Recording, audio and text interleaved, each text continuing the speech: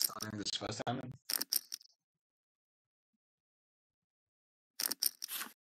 So, yeah, it's open for calls.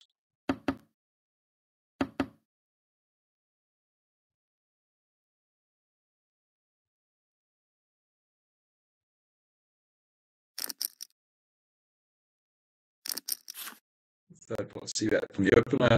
Quick call.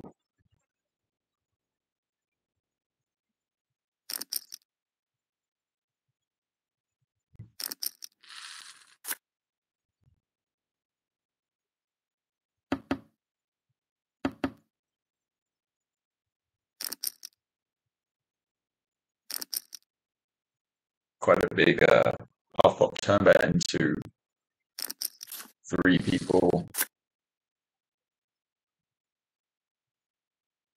Interesting river.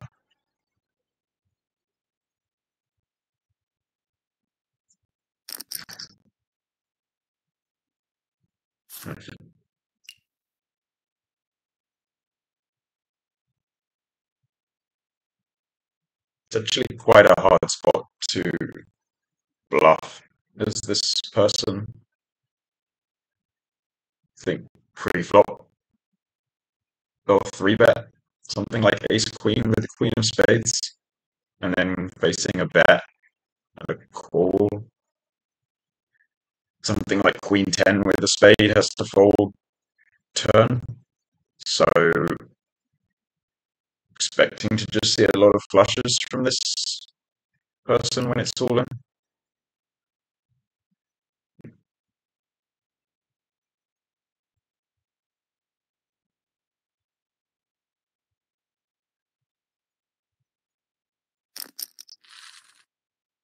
Right. Very good flush. Quite an interesting hand, actually, I think. It's not fun once you've called 2 streets and made a flush with the 6-3, but I would say that folding river actually makes a lot of sense to me. I think it's just very hard to be bluffing here after calling twice 4-way.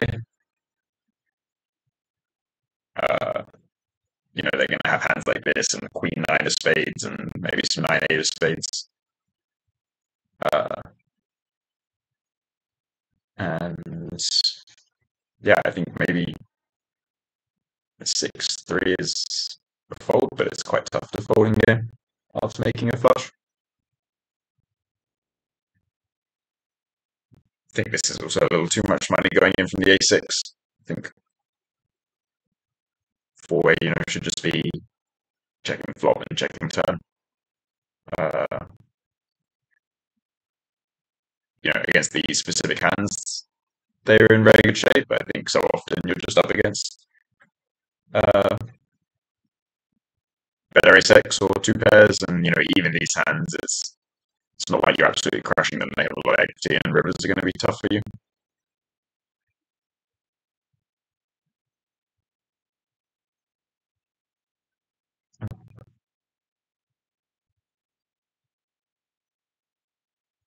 Yeah, I think the open shove from the queen jack is okay. I think that it's hard to bluff this spot.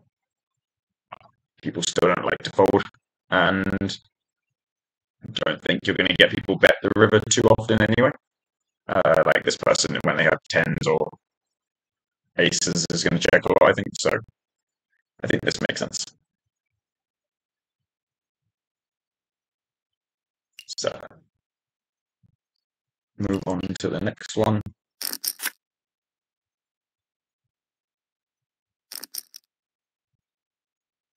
Never open under the gun. Looks like another big multi-way pot.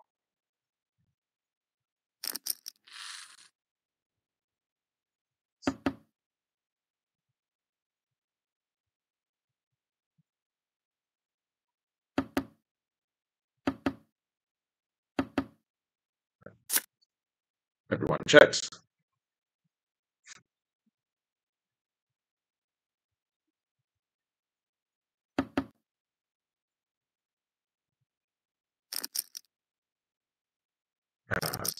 This is a very big bet, considering it's into 3 people.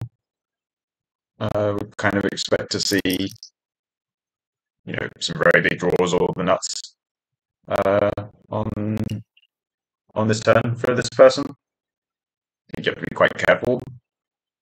Betting 1.2x pot into 3 people.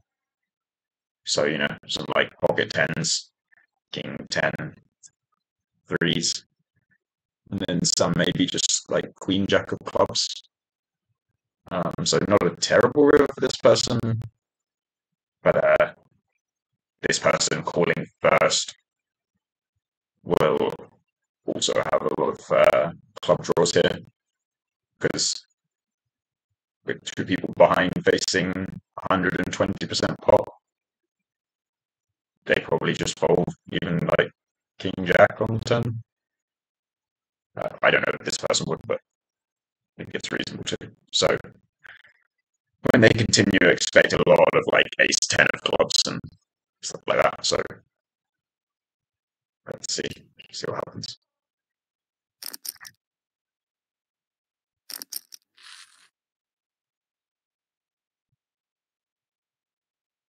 Yeah, I think this makes sense. I think maybe this turn bet is a little ambitious, just with the bear ace 4 into 3 people. Maybe you want, if you're going to do it with the gut shot, maybe like ace queen with the ace of clubs to at least block some of the nut flush draws. And then river is tough. I think that when you bet so big on the turn and this person calls and they didn't bet the flop, it's less likely that they have something like king 10 or a set of threes, because they would have bet the flop themselves when it checked to them. So I actually think on the river, this person is going to have a lot of hands that are club draws, like this jack 9. Even maybe they just call ace 8 of clubs on the turn if they don't want to fold the nut flush draw. Ace 4 of clubs. So I actually think this might be a kind of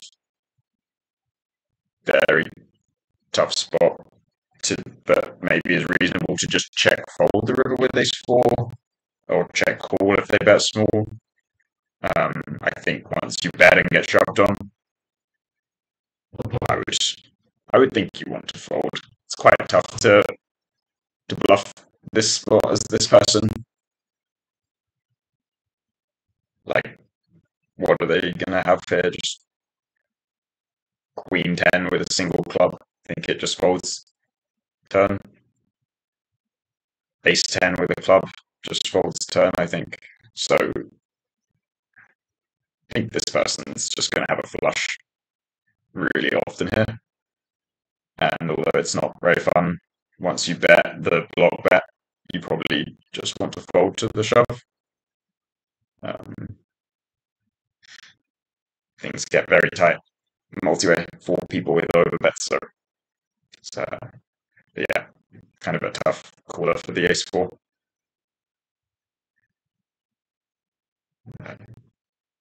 Move on to the next one.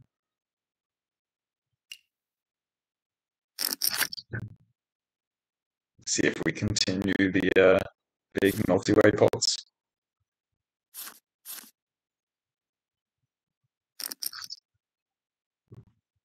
So that was very big ante. So yeah, 4x open, a call and a squeeze. This is kind of interesting with the short stack, only 30 big blinds. Playing call and then call again. I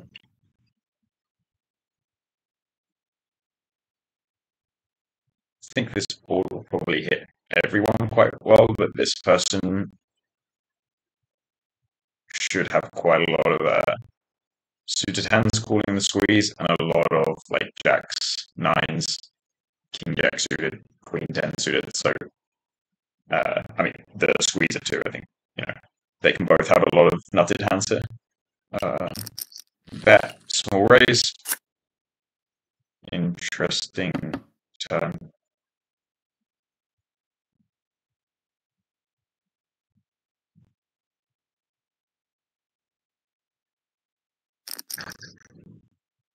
Now a small, like 40% pot bet.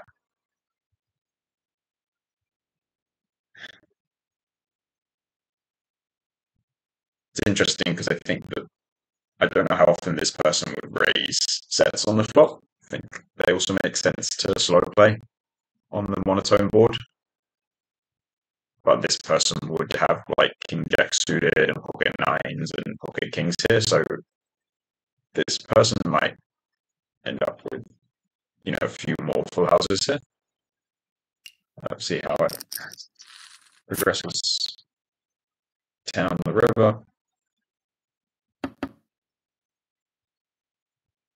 I think we see this person go all in a lot here once they bet the turn. Okay, just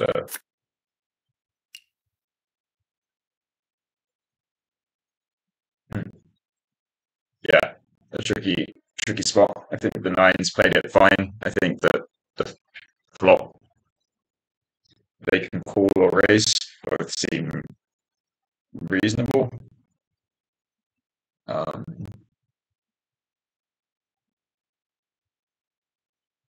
The ace queen has easy flop call. Even on the turn here, I think it's a little tough already, where you have a draw to the nut straight and the nut flush, but you also block the main bluffs, where I think they're going to be bluffing with your hand specifically. And now you are drawing dead to king jack, jacks, nines, even kings if they didn't fall that great. So kind of like the last two, I think it's, you know, kind of deep multi-way pot between these two, where it was multi-way on the flop. And they c-bet, I think it was like 60%. So already quite tight. And I think maybe you can just fold the ace queen on the turn and just call like ace king with the ace of spades or aces, where you can at least, you know, outdraw pocket nines on the river. But yeah, a tough hand. And then also tough on the river, because now you made your hand, but they're continuing to bet. And it's quite hard to think of hands that they would bluff. Maybe something like king nine suited, if it raised the flop. But I think in reality you're going to get shown a full house a lot here as the ace queen, and it's maybe another case of just wanting to make a tight fold here. But again, tough to do in game facing less than half pot. These deep multi-way hands are tough to play.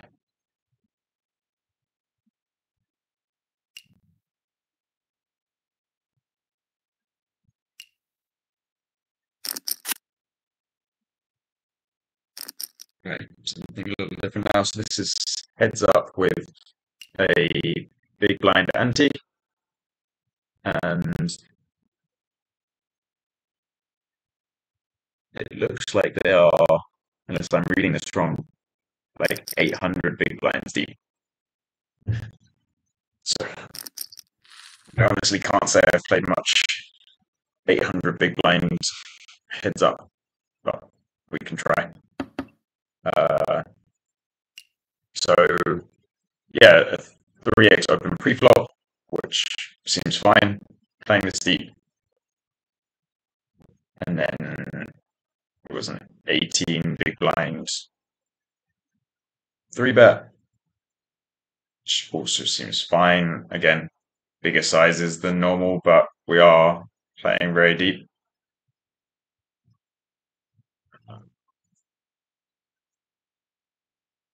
King, Queen, 4.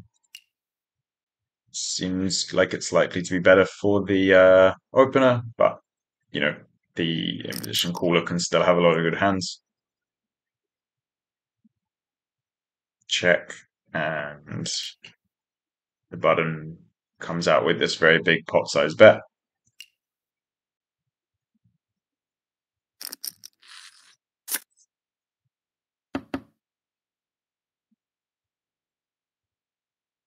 I think I would guess that a lot of players, once they start with the pot size bet on the flop, end up playing a lot of turn bets. I think that while they should be checking a decent amount, people typically, once they've started with the really big bets, either have a good hand to bluff with or a very good value hand, and people don't like checking either of those that much. So let's see. So another full pot size bet. It's getting. So this is already what 111 big blinds. It's quite crazy playing deep stack poker. So many big blinds already on the turn. And another call. So now the river, nothing really changes. Maybe the bottom was bluffing with something like pocket threes, but other than that, not really a major difference. So I guess it's going to be a lot of, somewhere between pot and all in for the imposition player, with what I expect to be very polar range by now. And then the three better is, going to have to make a tough decision. Well, tough decision with a lot of hands, unless they were trapping. So 2x pot all in. And yeah, this is a huge pot. Very tough situation for a lot of hands for the out of position player here. Really kind of depends what you think of your opponent.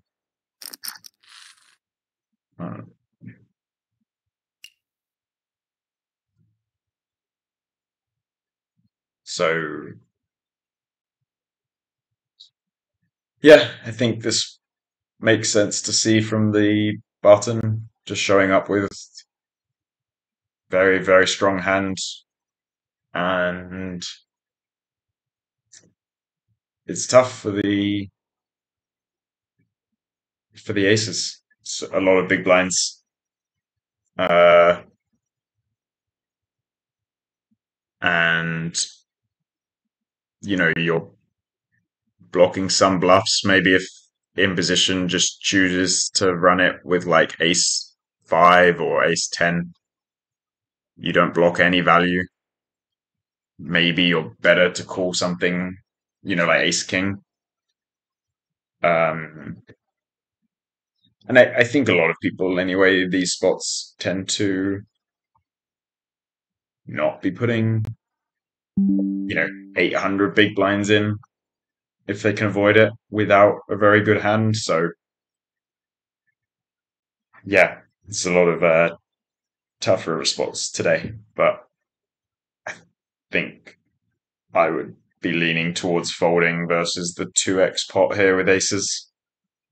And if you really want to get stubborn, maybe it's better to do it with like king 5 suited when you 3-bet that hand.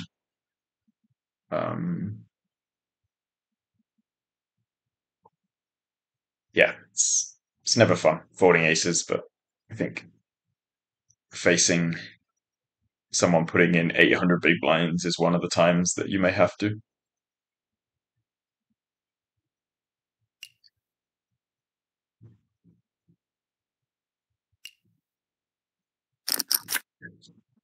See, so now this is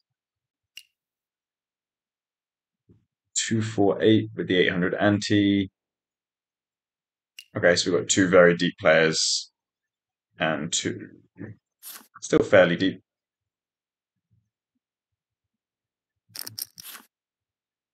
Okay, so 2.7x open, the small blind.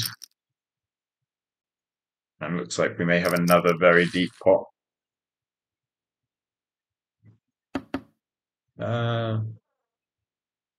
Five, deuce, deuce.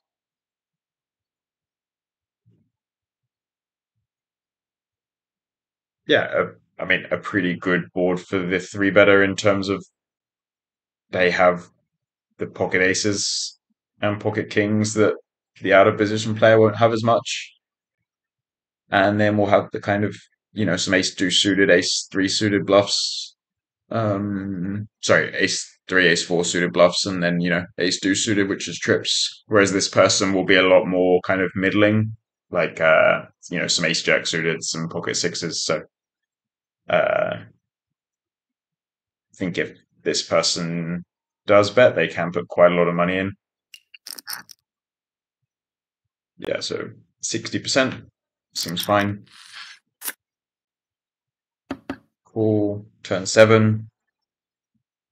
Doesn't change too much, but you do have to be a little careful playing, 350 big blinds deep, that the out of position player can have 7s and 5s, and they still have queens pre-flop, maybe even kings pre-flop sometimes. So, you can't start just blasting money in as the three better with like pocket jacks here.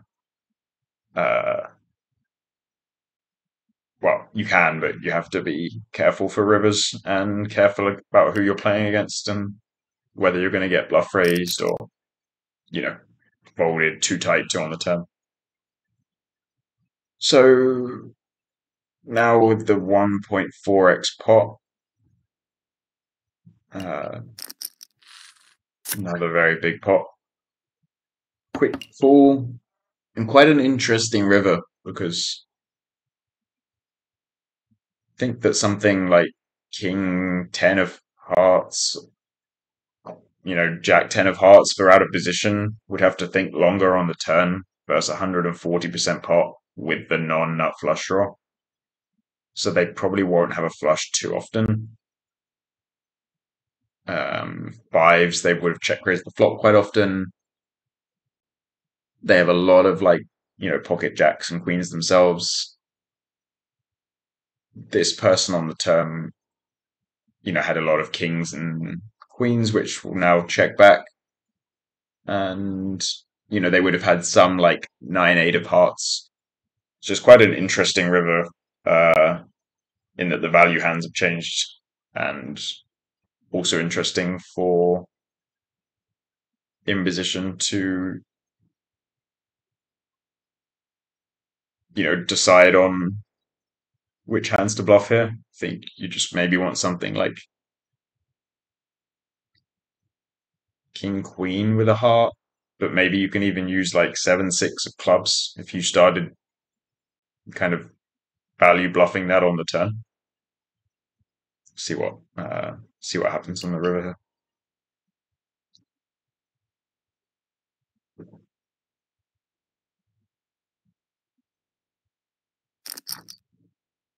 So just over half pot.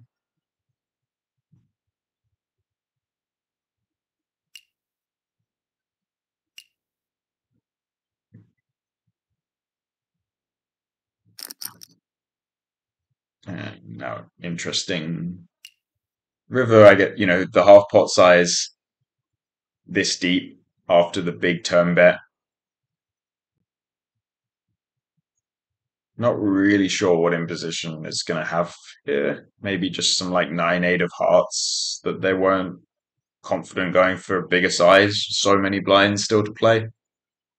I think something like Ace King is too thin to bet on the river.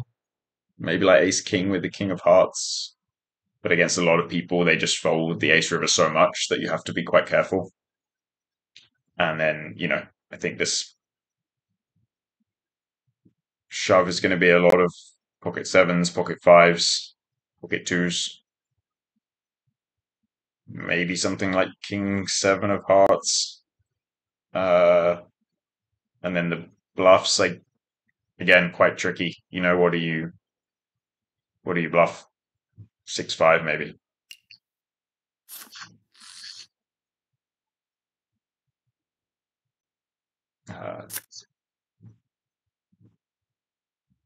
So yeah, I think that seems like a reasonable hand from everyone. I think deuces can do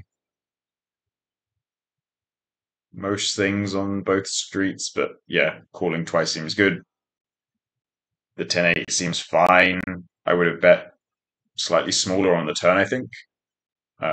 Don't think the 140% is as necessary, but it seems fine as well. And then, yeah, like I said, on the river, these medium flushes make sense for the half pot size. And then facing the shove, you just have a horrible spot. But I think I like the fold. I think a lot of people are not bluffing these spots enough, and it's quite hard to. I think maybe like ace five of spades, people will realize isn't good here and bluff it. But I think a lot of people just call that versus the half pot, hoping you have ace king or bluffing yourself. So I think that you're going to see kind of quads or pocket sevens a lot here. Yeah, I think it's reasonable. It looks tight folding a flush, but this is probably one of the worst hands you're value betting on the river, and there's 350 blinds to start the hand, so it's kind of okay to be a little tight.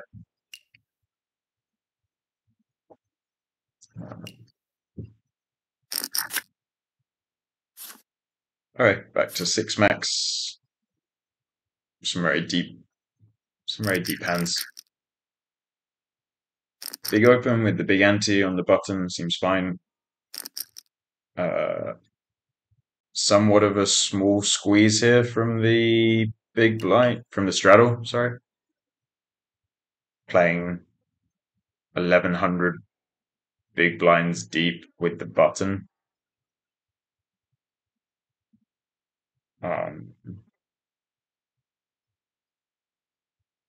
Yeah, I mean, I think it's going to be somewhat fine where you're in position to these two players, but I would have sized up a little here from, playing so deep with the button. Who is the most likely one to have a strong hand when these two have just called the open?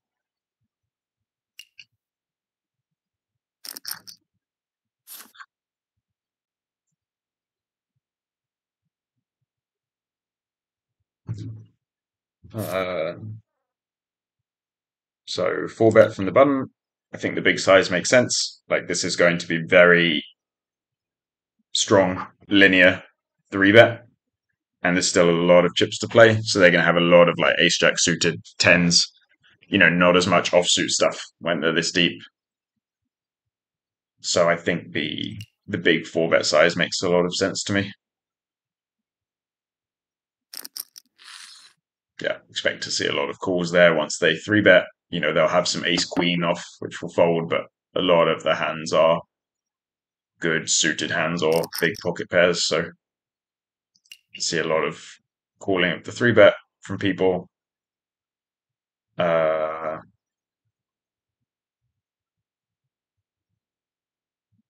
Yeah, I think the big blind, the straddle. Sorry, most like some people will squeeze sevens, but people will mostly not, and they can have nines, but they will be more likely to have kind of pocket tens through pocket queens and some ace queen suited, whereas the 4-bet is more, aces, kings, and some ace five suited, ace king off. So I think this makes sense for the slightly bigger size on the flop.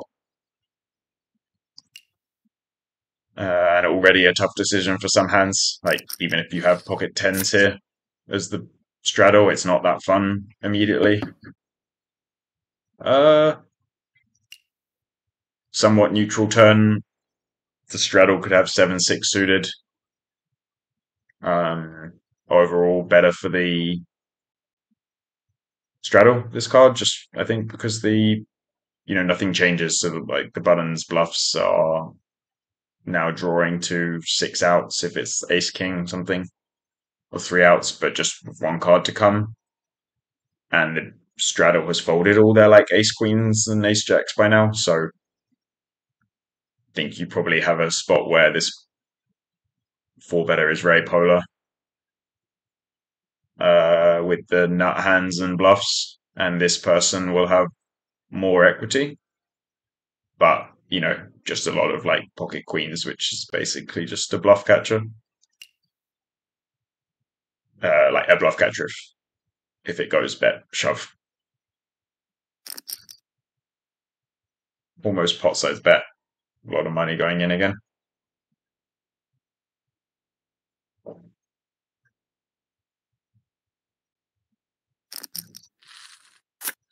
Very tough hand to play for the straddle. Just kind of having to decide at every street whether your like tens through queens is good enough and going to be able to show down at all, or it's quite a tough hand to play unless you have pocket nines or pocket queens now. See what they had.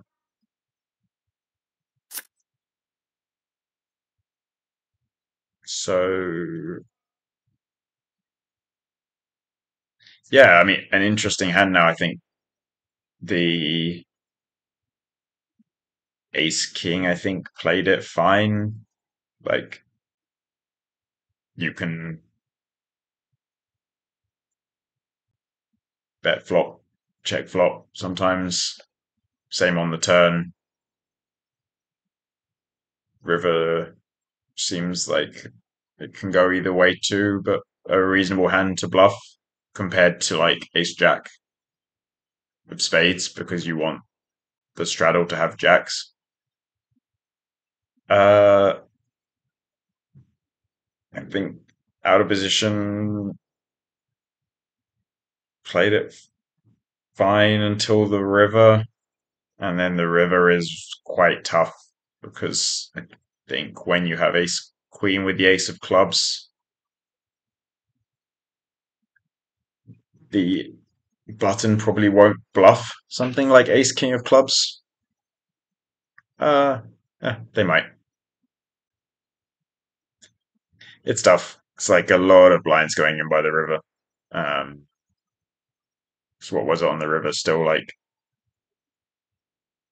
600 big blinds or something still. So crazy big pot. I think it just depends on who you think you're playing. Like there are some players that will just always do this with ace king. They just always 4-bet and just always bluff it off. And maybe they don't, I don't think they even shove kings on the river because it looks like you fold jacks and tens as the straddle, and you can still have queens and nines and 7-6.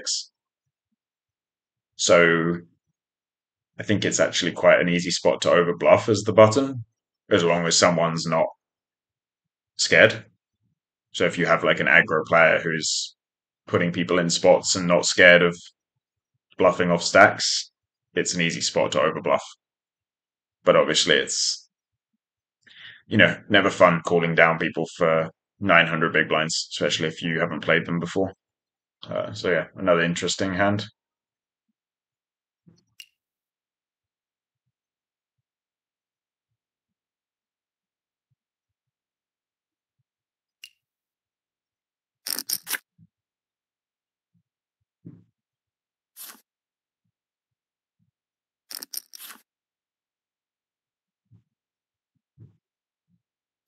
So 4x open with the big ante seems reasonable. I would typically open a bit smaller, but it's fine. Small 3-bet here. Again, I would 3-bet bigger here, but it's not going to be a huge deal. I think you just want to 3-bet a bit bigger in these situations when you're deep and out of position, because it's tough for you to play deep out of position post flop. So it's better for you if you have a lower SPR for post. Expecting to see a lot of call for in position versus the small size. It's quite nice to play in position and play deep. Jack 8-3, kind of neutral flop, I guess. The middling cards are quite good for the in position caller.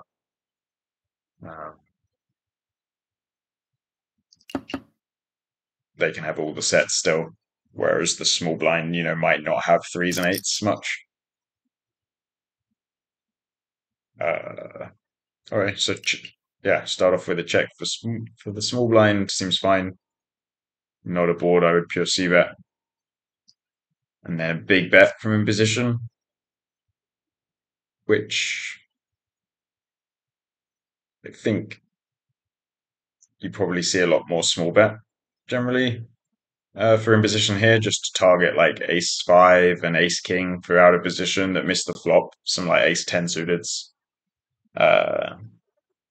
And then you start sizing up on turn and river, but starting off with a big bet is going to be fine too with some hands. Maybe some like, ace 3, pocket 3s kind of hands.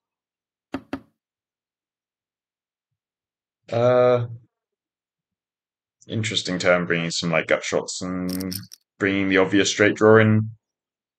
I think really both players should be able to have 9-10, but against a lot of people, if you're playing in position, the small blind people don't generally 3-bet and then check when they have a lot of equity. So I think this person would c-bet with 9-10 a lot.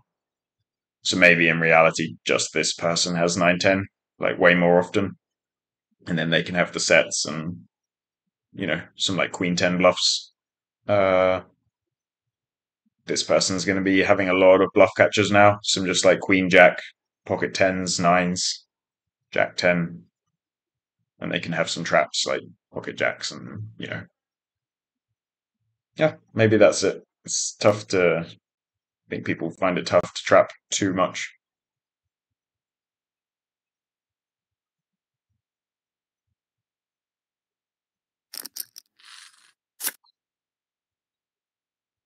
Interesting river now. I think the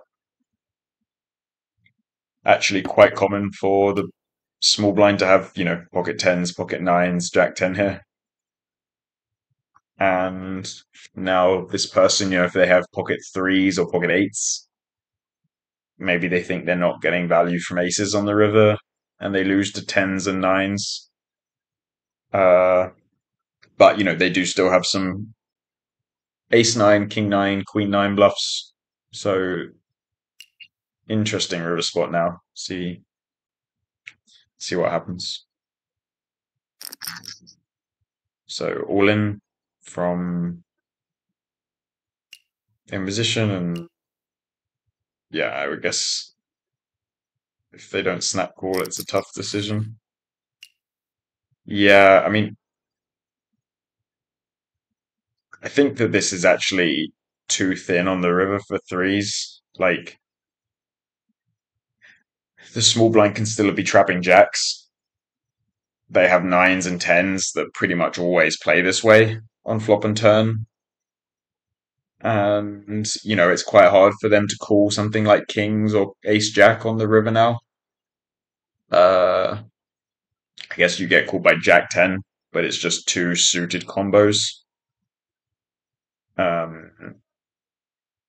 I mean, we could see, right, the 3 shoved, and even the 10s didn't immediately call.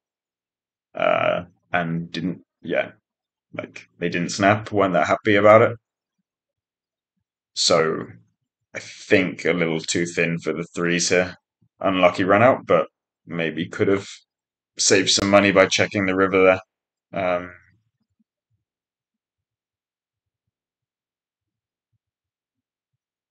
Yeah, I think I would check.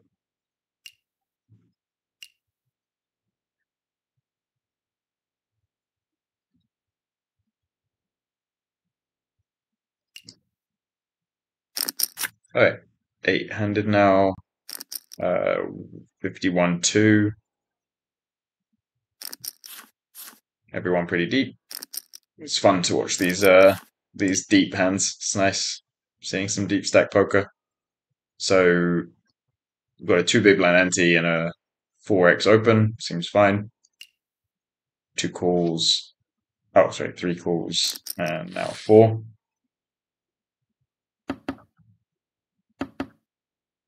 Interesting flop where pretty much everyone can have all the sets. And the big blind will have some kind of straight, some like 6-5, 5-4 stuff. So, okay. Big bet from the opener.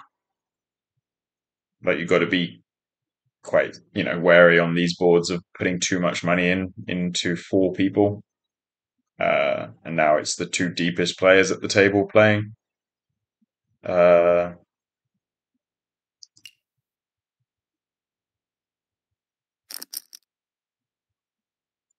So yeah, 66% pot and a raise. Very interesting. Now I think the in-position player should be pretty tight on the turn. Like they have sets, ace-5, 6-5. I don't even think they should be betting something like 9s when they're this deep with this much to play. And, someone who's called 60% pot 5-way on the flop, I think you need to be a little careful. So should be quite a strong bet. And then obviously this person raising is pretty strong. Hard to bluff these spots. Maybe you bluff like, I think I would just fold 5s to 60% pot into, 4 people. But if they called 5s on the flop, that would be a reasonable hand to bluff. Maybe like 4-5 suited, ace-4 suited maybe. But yeah, quite tough spot. I would be very cautious as in position versus most people.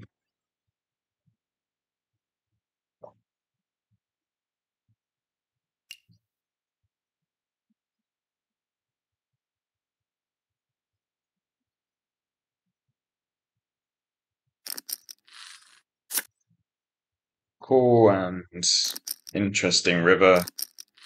Okay.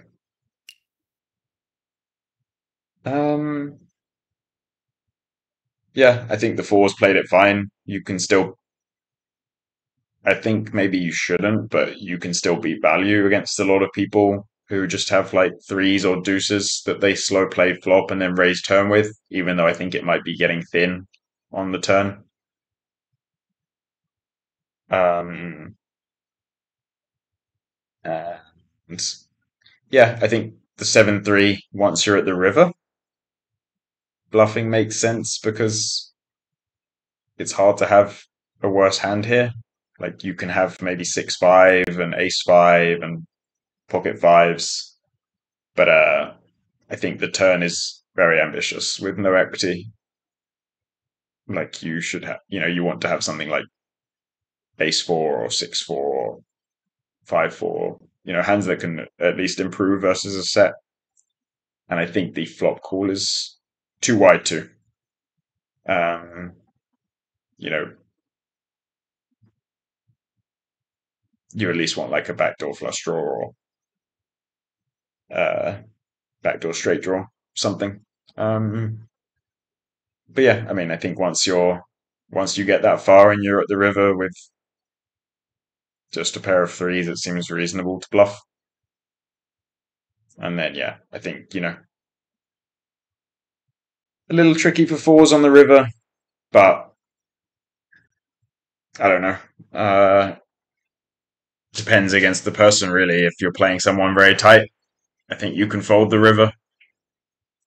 But it is a little risky because I think some people will still just shove 3s and deuces when they don't know what to do. Like we saw in the last hand, even in position, the person decided not to check back the pocket 3s in a very thin spot. And this is similar. So I think it's risky to fold fours here when you actually maybe beat some value. But still not a fun spot because, this person was bluffing, but a lot of people won't bluff this spot much. So you're kind of just hoping that they have some thin value. It's, a tricky hand, but nice call in the end.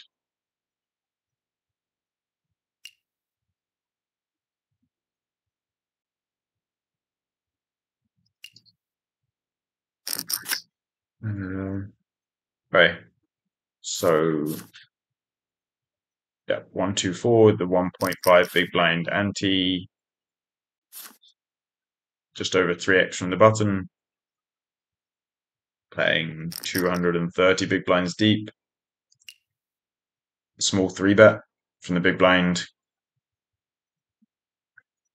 Again, I would go bigger, I think, as the big blind here when you're this deep and out of position. Maybe something like 8,000 seems fine.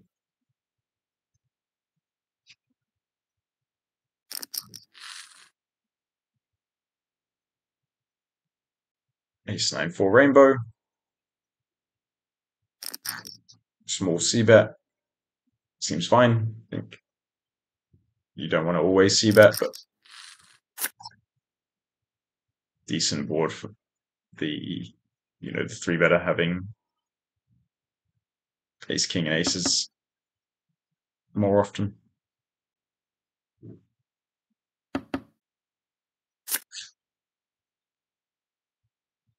Check, check, and river 8. So, I wouldn't expect a huge amount of money to go in here, but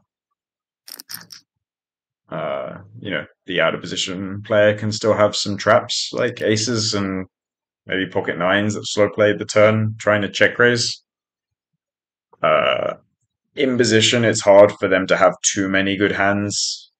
They can have some like rivered pocket eights or 9-8. But I think if they had Jack 10, they would bluff turn quite often. If it even calls flop. And they can have, ace 8, but they'll have a lot of just like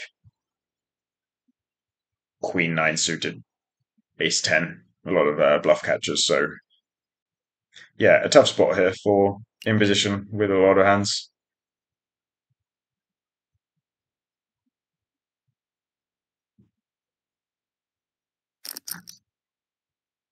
So 2.5x raise, kind of interesting, saying they have like 5-6 or Jack 10 for the floats. Maybe like pocket eights. I think something like ace 8 is too thin to raise. Even eights is like not that fun to raise versus the overbet. So interesting hand here. Kind of saying they floated flop and then didn't bluff turn with the straight draw.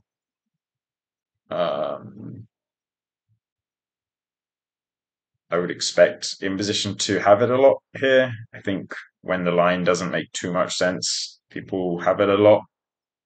But I wouldn't be too surprised to maybe see like 9-10 bluff sometimes.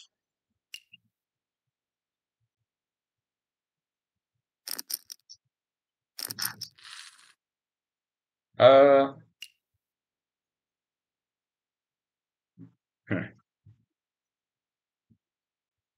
I think the Jack 10 played it fine. I think floating flop with the back door is reasonable. Checking turn is fine. And then clearly raise river. They chose the small raise instead of all in, which I think is fine if you think maybe people call you more when you're not all in. I think the aces I would just call on the river. I think that eights is not even always raising as this imposition player, and they might not call the shove with eights. Like you have aces a lot here, and you can run into Jack 10 and 6-5. I think this is slightly too thin to shove the river after you overbet and then get raised 2.5x. It was like 140 big blind raise on the river. So I think a little too thin for the aces here, but it's not going to be a huge mistake putting in the last 50 big blinds. Well, it could be, but yeah.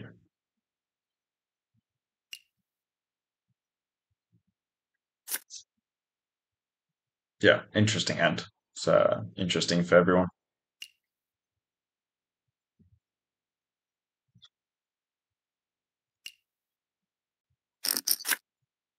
Okay, same stakes, 2-4, 1-2-4 with 600 ante, 3.25x, and the big blind calls, Jack 9 deuce. So they're 300 big blinds deep. Comes with the big bet. Turn. Huh. I think they can both have 10-8 suited here. I guess this person has some more like pocket tens and 9-8, but this person wouldn't big bet on the flop. But it's not like you're in the big blind. Sorry, you're not in the straddle here, so you don't have 10-8 offsuit or 7-8 offsuit. So I'm not sure about the lead here, but I'm sure it's fine to have some leads for 25%. Cool.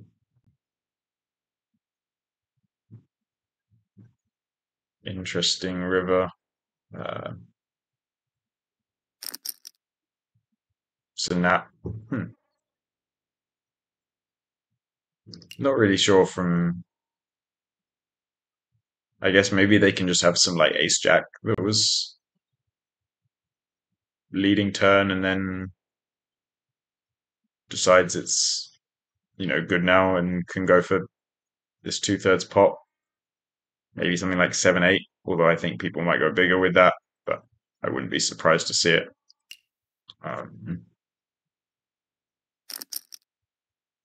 Now a raise from position. I guess, yeah, they can have some like 7-8 and stuff. 10-7 suited, ace-7 suited, king-7 suited that can play this way. Like jacks that don't raise turn always. Some 10-8 slow plays maybe, although I think they raise turn. Some maybe like pocket twos that doesn't raise turn. Bluffs, a little harder, maybe some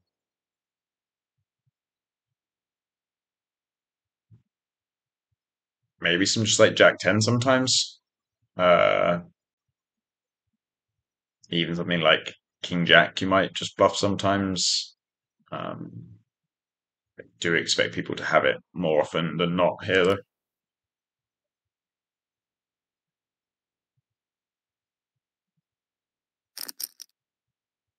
Wow, now all in. It's quite interesting because I guess they can have pocket sevens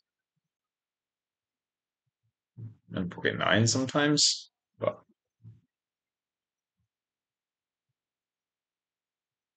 yeah, interesting hand. I didn't expect the shove very often here. See what happens. Tough spot for in position. So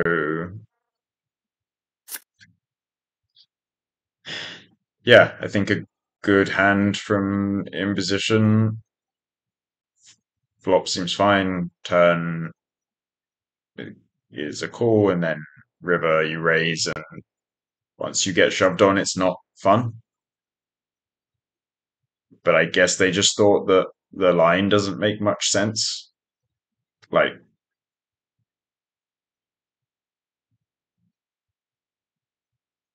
I think when people have very nutted hands on the river that they want to bet and then 3-bet shove, they would usually go a size that gets raised more often. So maybe like 25%. so they expect queens to raise or ace jack or king jack, and then they can 3-bet jam. But when they go like 66% on the river, I think it's more often like this kind of hand, like jack nine or ace jack, where they're betting their hand strength and don't want to get raised. So maybe them, when they 3-bet shove all in versus the raise, there's actually, they might be over bluffing where they have jack nine like they did, and maybe like an ace jack hand, maybe even a 7-8 hand if they bluff that, where, or something like 9-8. There's like quite a few hands with reasonable blockers to bluff. And if the ace seven thinks that they don't have enough value hands because, something like jacks with 3-bet pre, nines might raise flop, might not lead turn, would probably bet smaller or check the river. Yeah, I think it's like an easy spot to overbluff. Again, like before, some people won't bluff these spots if they're scared of putting a lot of money in. But for the people who are willing to put a lot of money in, it's a spot where you could end up with too many bluffs, I think, in this specific line. And I think the A7 kind of made a nice call and realized that.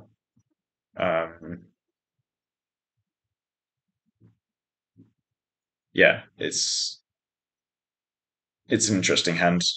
Like, I don't hate the play from the Jack Nine, but I do think you have to be quite careful. But maybe they were being. Maybe they would say they just have Jack Nine suited. That's their only bluff, blocking jacks and nines, and they would never use 8-9 or ace jack. And then it's and they would bet nines on the river for this size, and then it's going to be fine. But I think you have to be very careful as the Jack Nine to not just have too many, kind of hands that look like good bluffs and suddenly just have too many of them.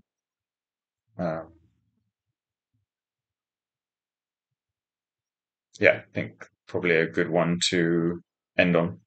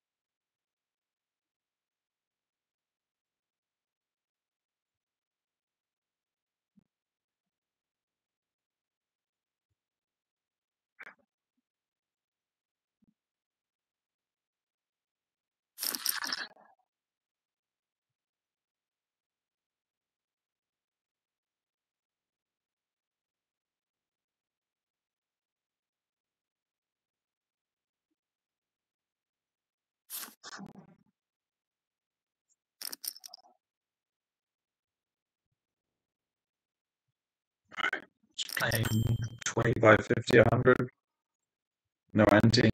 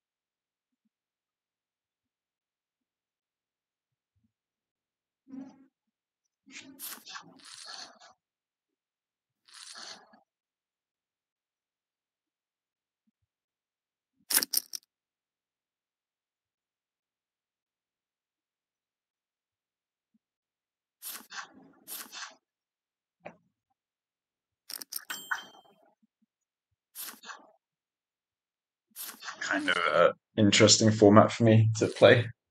It's still play some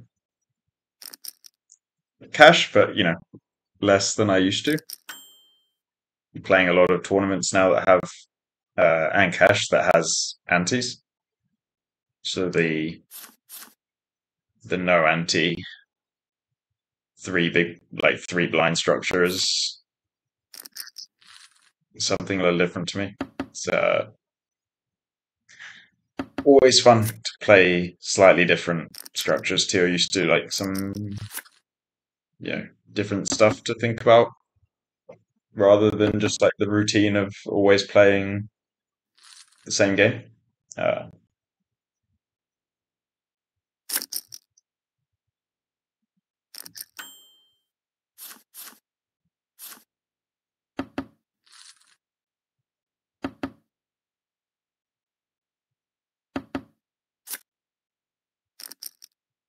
it's actually one of the nice things about tournaments as well. Is that you get so many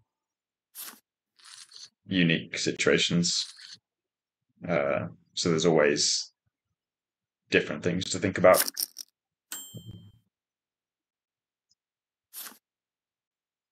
Hopefully today we get some interesting hands to play.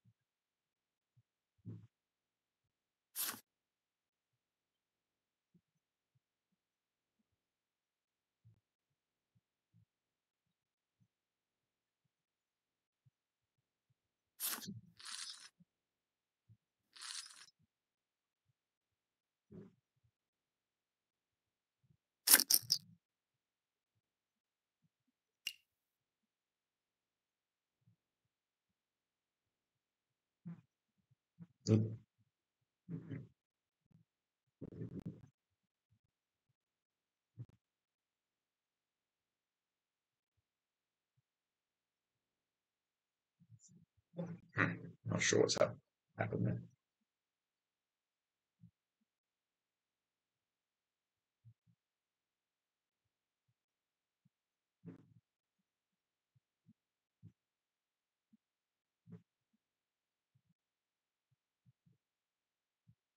See if I can get this back.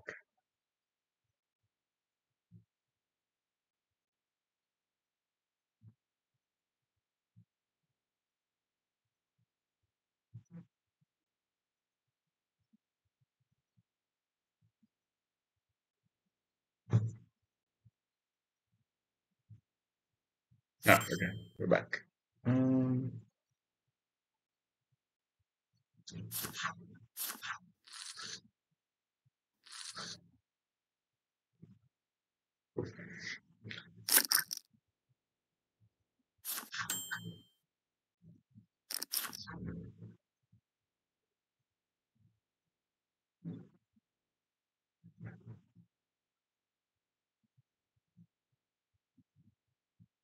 Yeah, see how long it takes me to get used to this. So used to playing games with two blinds being the button and having three people behind you is it's a little different.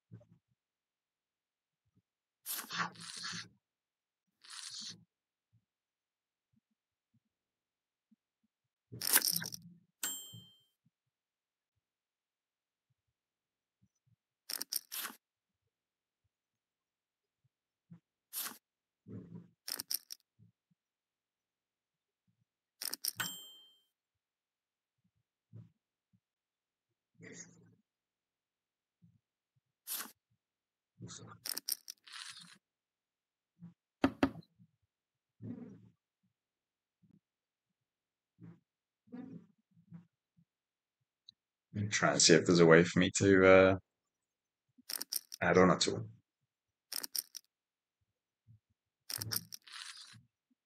Without missing this stream.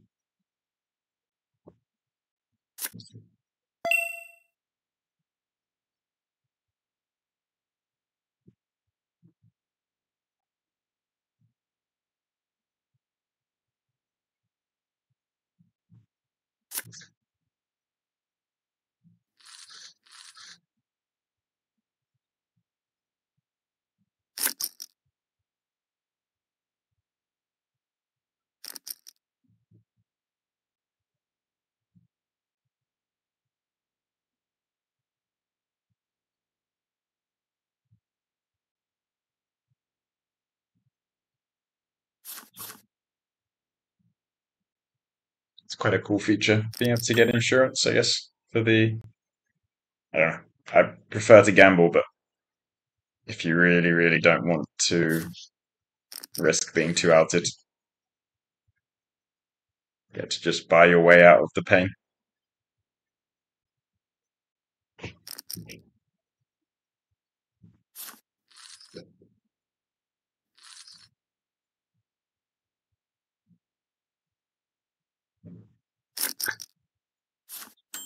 I just four-handed now after this guy left.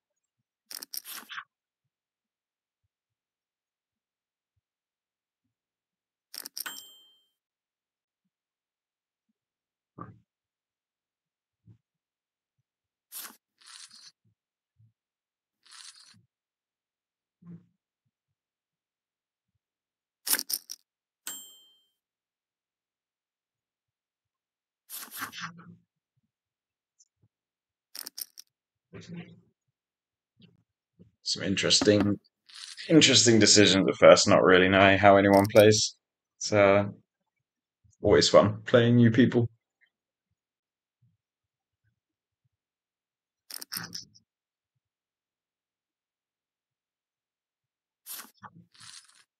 Got to get back into it as well. Actually, I haven't played really any poker this month since getting back from the World Series. Took some time off for summer. So nice to be back playing some hands.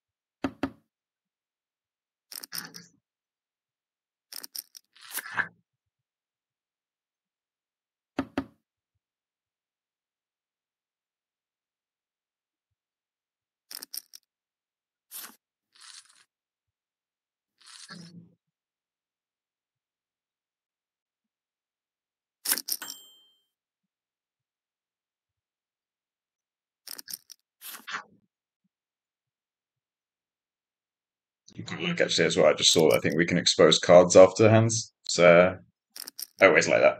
A little more like live. It's fun to get a little more action in the game if people can show after the big pots. Get some bluff shown, hopefully.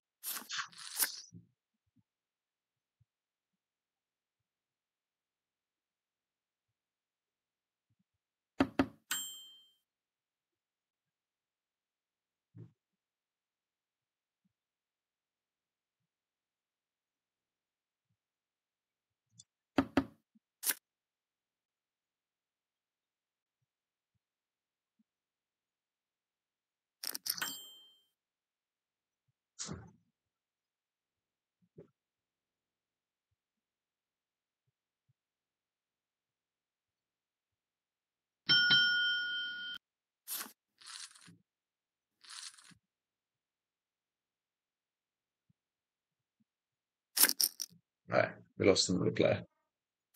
Hopefully we can. I mean, more than happy to play four-handed, but be nice to get. Actually, I don't know. Maybe it's nicer playing four-handed. We get to see some more flops.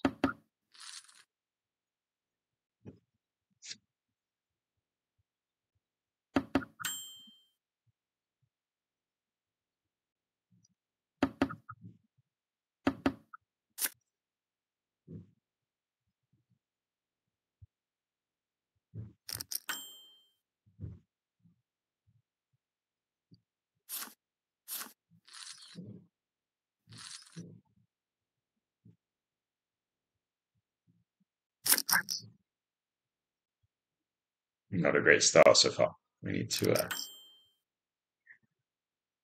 make something happen.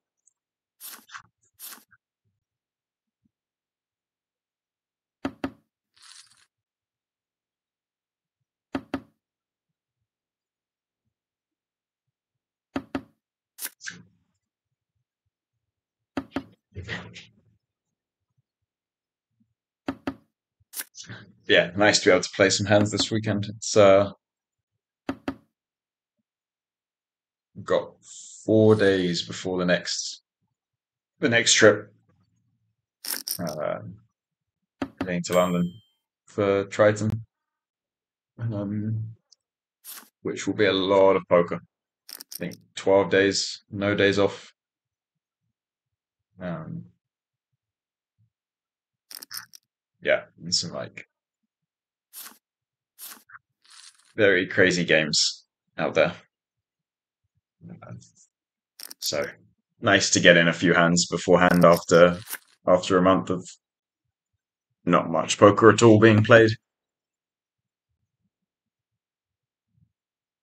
So I think not counting the years that was, the years of COVID where we couldn't travel, it's the first year in maybe 8 or 9 years that 8 or 9, maybe the first year in like 8 years that I didn't play the World Series main, um, which was, yeah, I was definitely missing it at the time. It's a sad one to miss. So definitely looking forward to getting back to playing some live poker.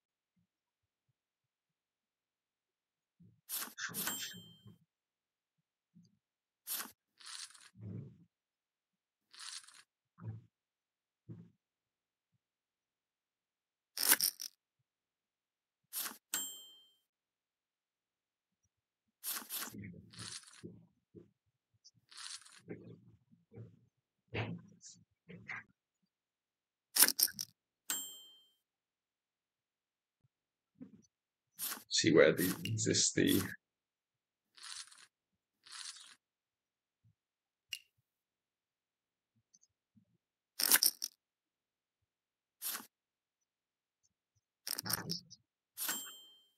oh yeah, we can go back to all the hands. It's nice.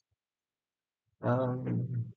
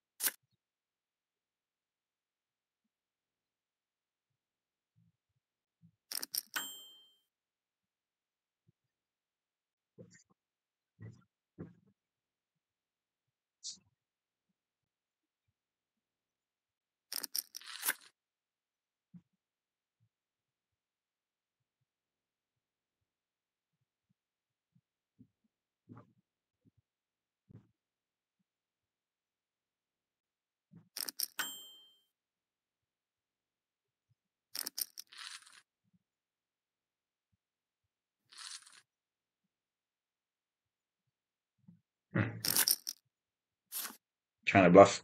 Trying to bluff me.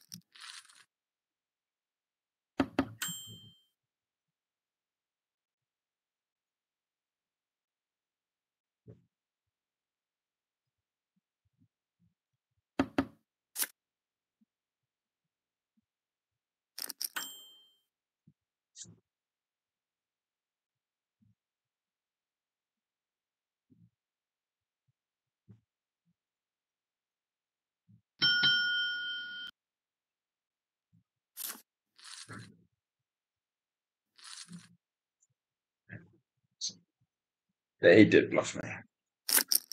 Sad times.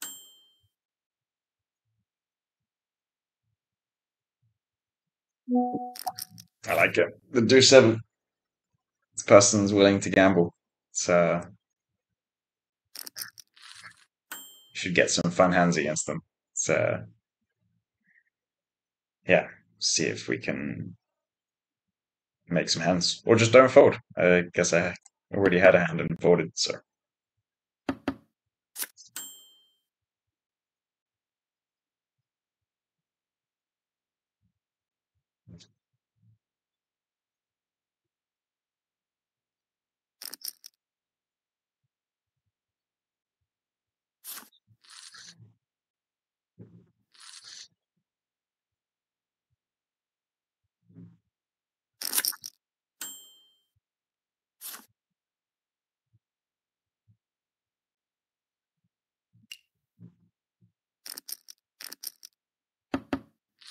So which hand would that be?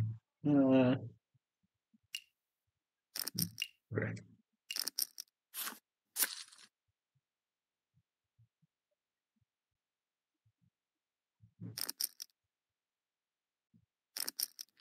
Yeah, I think it seems fine. I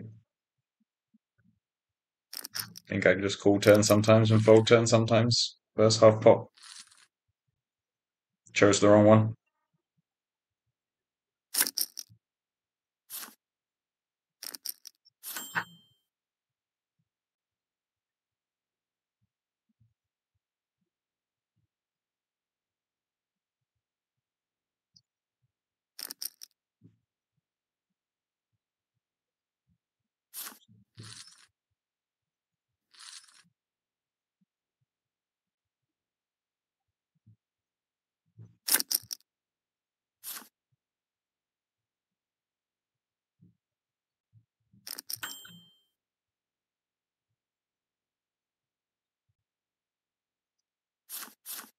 Hmm.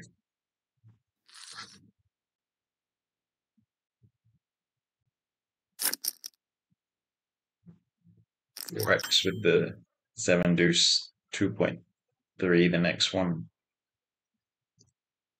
Wait, what happened? Oh, we lost the straddle because there's only 300. Alright, that makes sense.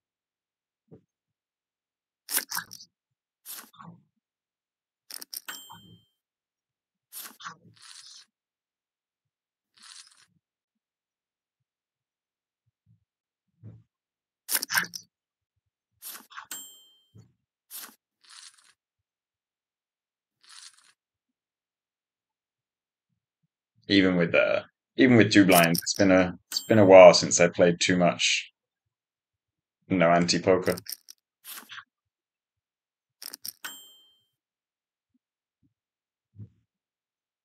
This person's really going after me.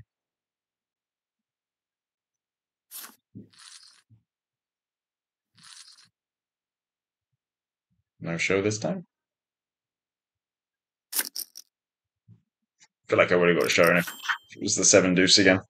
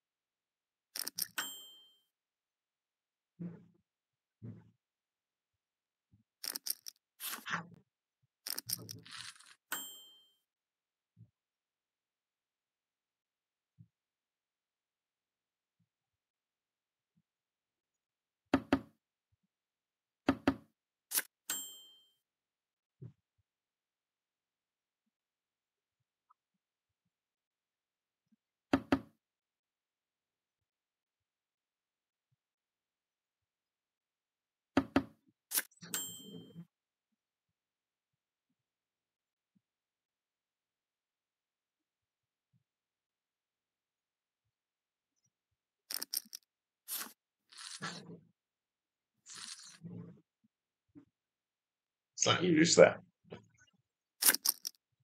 Yeah, gotta get some revenge for the 7 deuce.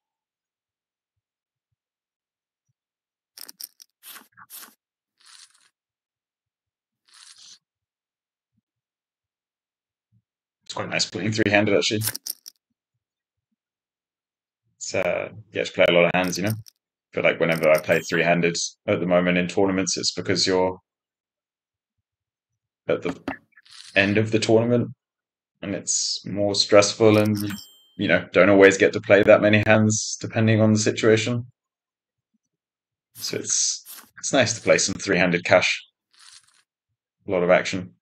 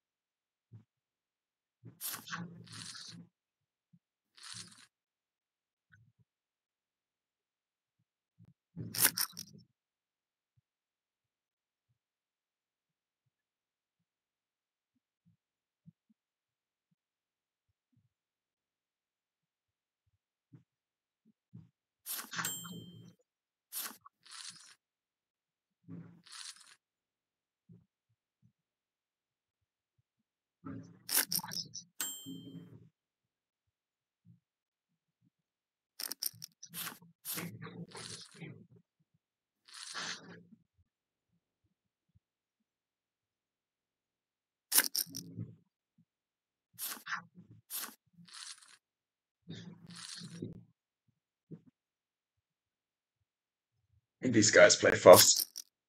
So it's nice playing people who play quick online. Live tends to be a bit slower, which I also enjoy when it's live, and there's a bit more other stuff to pay attention to, and stakes are generally higher. But it's the nice thing about online, just getting through like a lot of hands.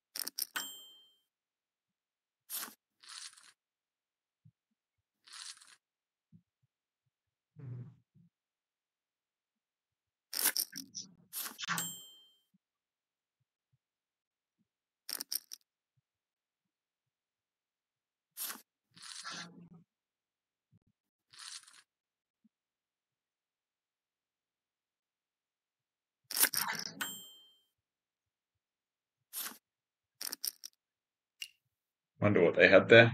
The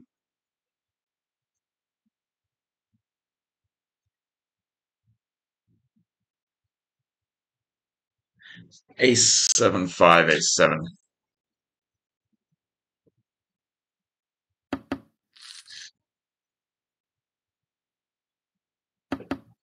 Tricky spot. I feel like a lot of their good ace-x just raise pre versus the limp. They can have like ace 5 off, ace 7 off.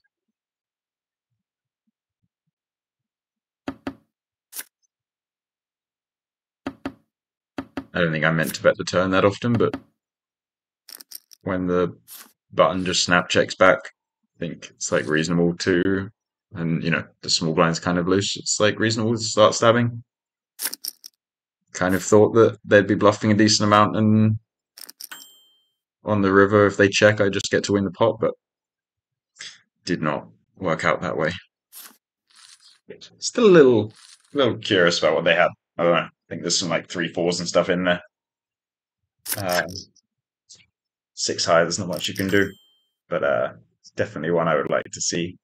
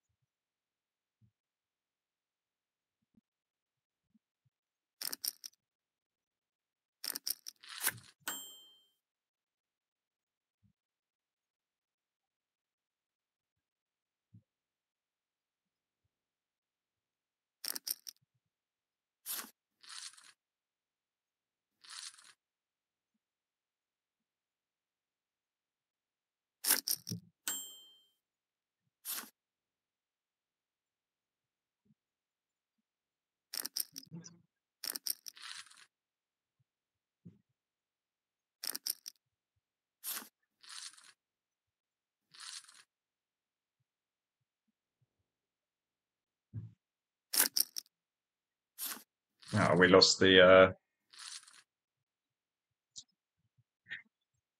7 deuce person without much revenge at all.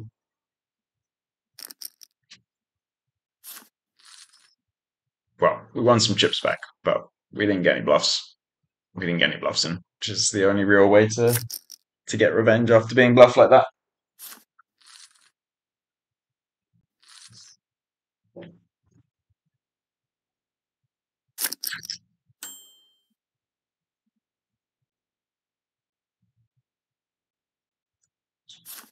I think the king 4 deuce 4 spot, maybe I can just go smaller on the turn.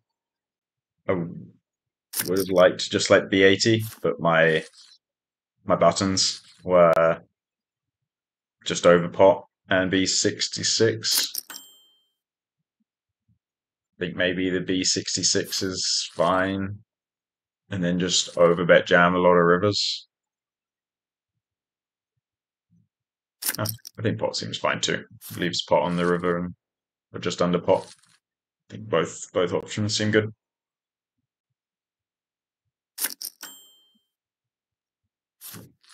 It's tough to be dealt this many folds heads up.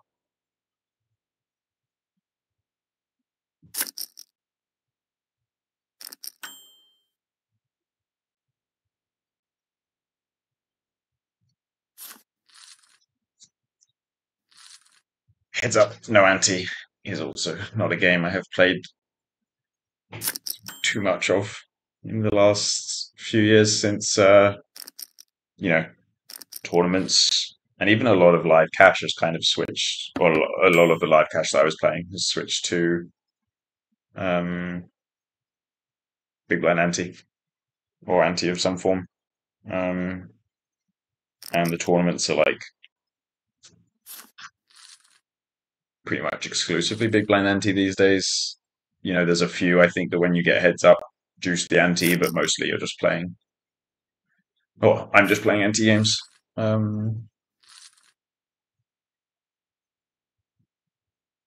don't know. It's nice to play a little of both. It's a little interesting to just play some different poker sometimes. Um, so many tournaments these days, like on the live circuit is so busy, so tiring that like the stops don't have days off. Um, that it's like you're playing the same games a lot and very tiring games. So it's nice to like have some, sometimes just some different poker to play.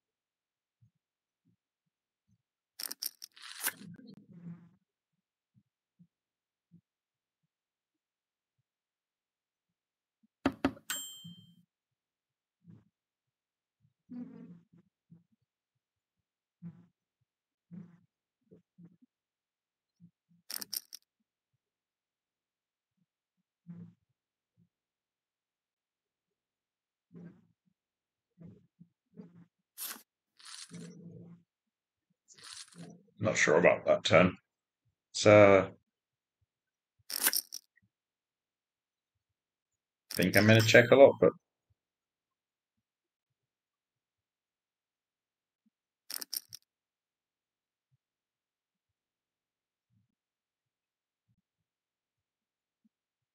yeah, I think I'm going to check my hand a lot. Um,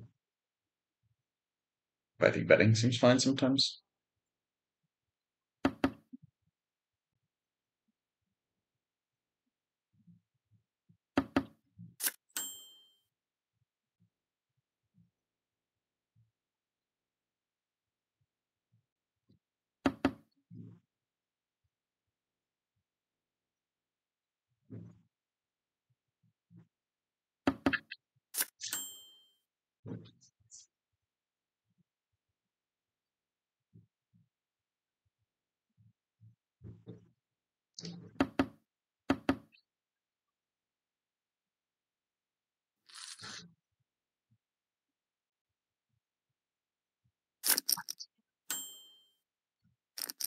Yeah, it's funny. I think some, you know, overall, I like to play kind of when I'm playing a certain game, I like to play a lot of the same game. Um, so, you see the same patterns come up. Um, like if you're playing the same MTTs against the same people, it's a little easier to like remember how certain people are playing and how certain spots like that are complicated work if you're playing the same game. But I also think there's so many aspects to poker that it's nice sometimes to like venture out and play some different formats and different blind structures, different games like PLO and you know uh yeah, just kind of have some more things to think about how poker works overall. It's a very fun game and yeah, definitely a lot of different things to think about. It's just nice not to just stick always with the same one, I guess.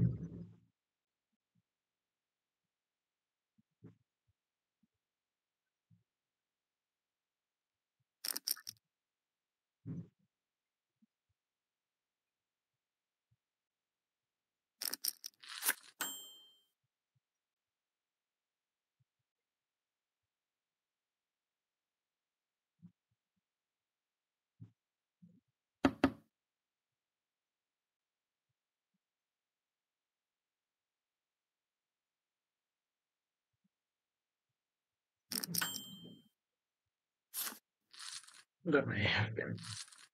I think it's fine.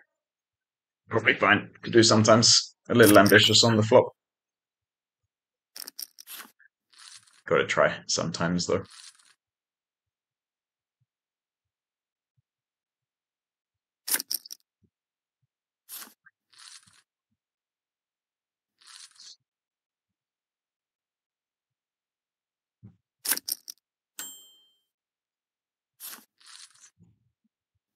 I wonder if we get any players at some point, or whether we just battle this person heads up for a while. So I'm definitely glad they didn't leave me sitting all alone at this table.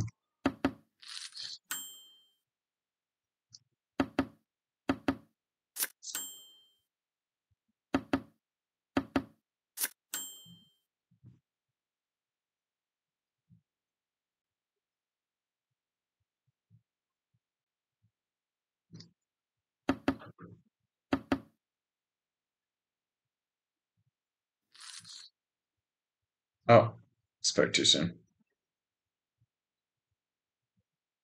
I've been left sitting alone. We'll see if I can do anything about that.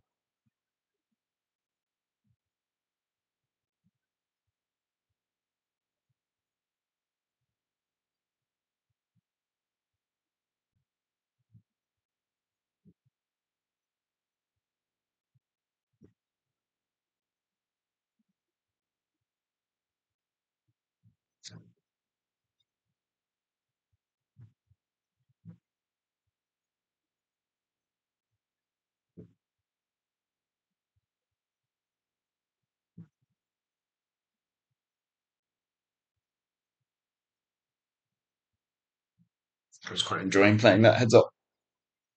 So not often you get to play too many hands. Well, not often I get to, I guess. It's tough to get to heads up in tournaments. Um,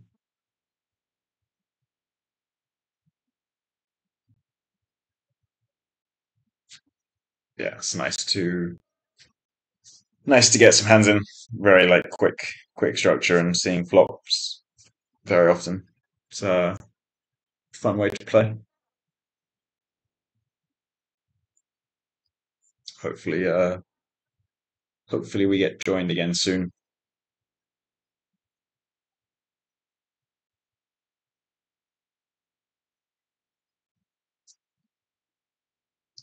See, we didn't have too many crazy hands yet. I think this King Nine was interesting. Like, oh, there we go.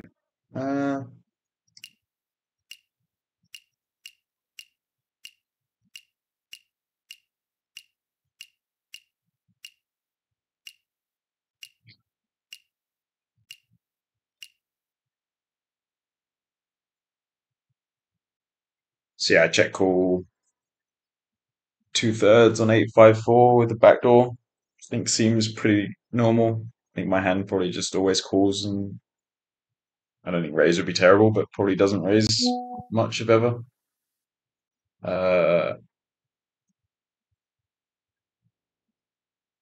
Turn 7, reasonable turn for us, but not like it's not like we're big blind versus low jack in an MTT. Like they're the button heads up with 85% or whatever of hands, and they can definitely have a lot of 6x when they bet the flop. So don't think we do much leading, but could be wrong. And then river, I don't know. I feel like my hand's worth more than third pot, and maybe I should just be betting like half. But I think that some of my bluffs are like queen 10 suited, and I think people just like I three bet them a lot pre, and then people don't always picture them, I guess. So like my bluffs just ace three, ace deuce off. Just if it's, I guess it's still a lot of hands. So maybe I can go a bit bigger with the king nine. I think it's fine either way. Kind of interesting hand though. We got someone.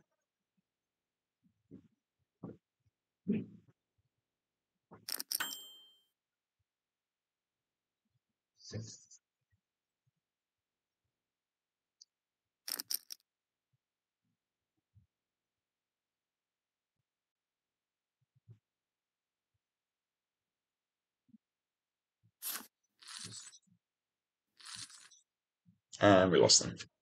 Maybe should have not three bet the first hand. Got to try and keep people happy. Finding someone willing to play, three bet them the first hand, and they're just out. It's not what we wanted.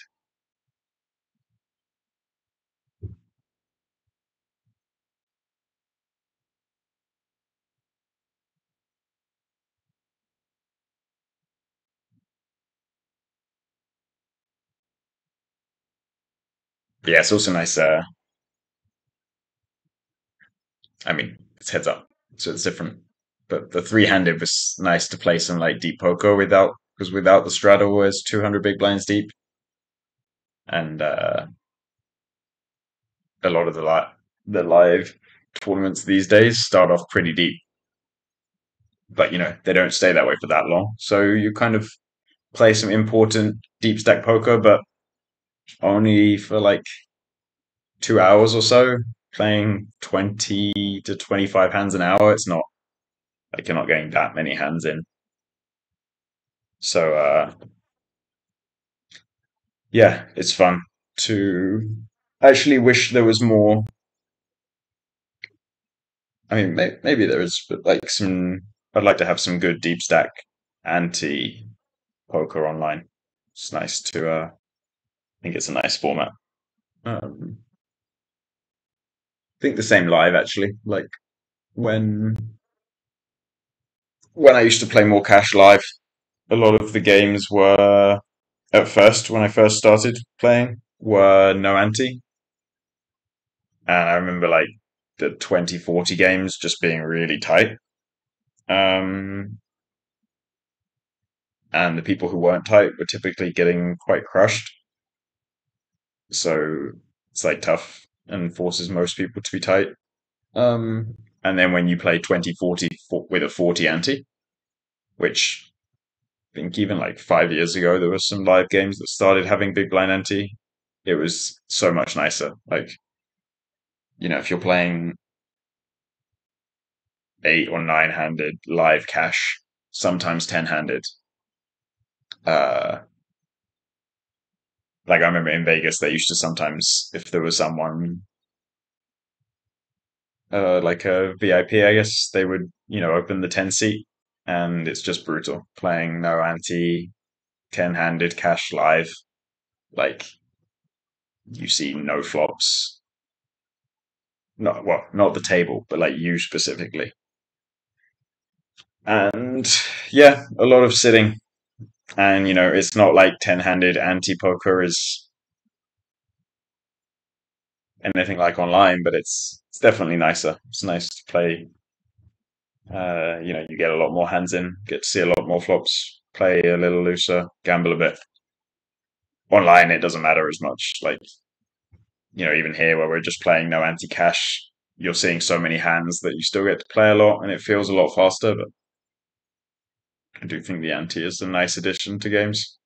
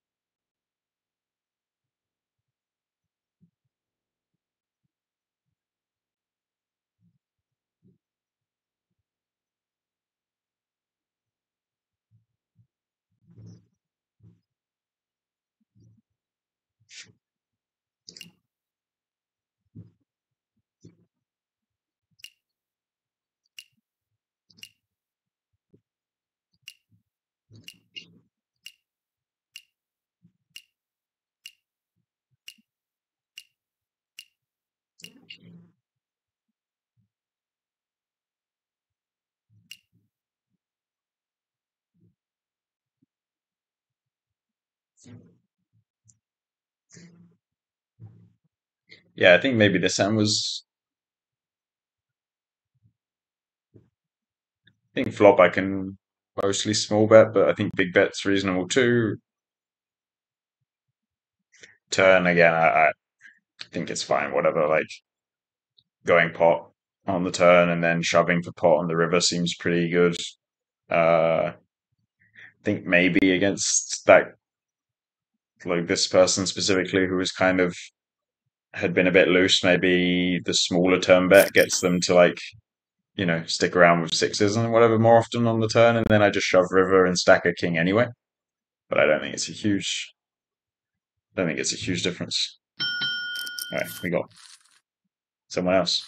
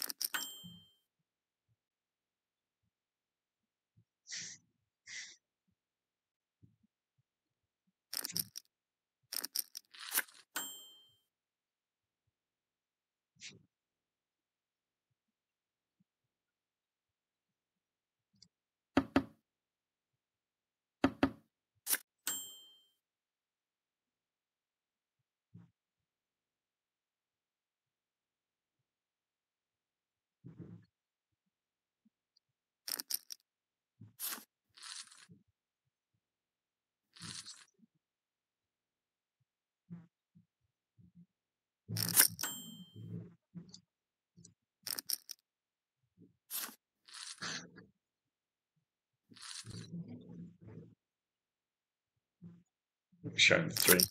What is this? A lace? Hmm. Yeah, I guess could be anything. Queen three or something makes sense.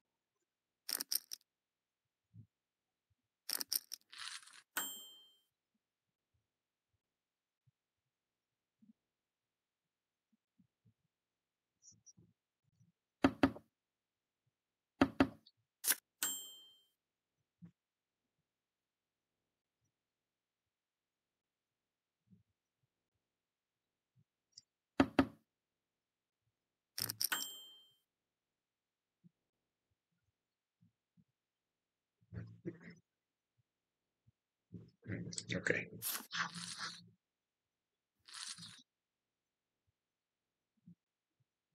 Bluff? No, sure. Okay.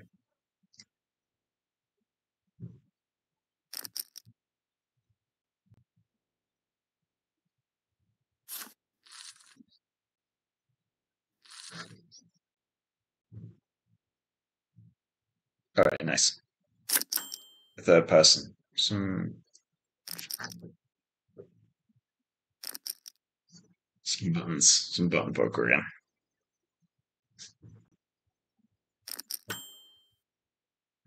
Damn. Celebrated too early.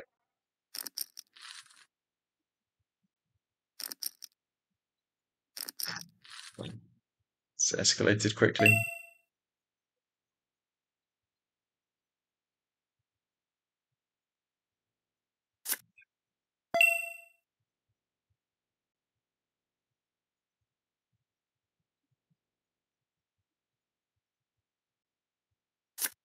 I had 9-6-2. I would have been in there. Would have not won the big hand.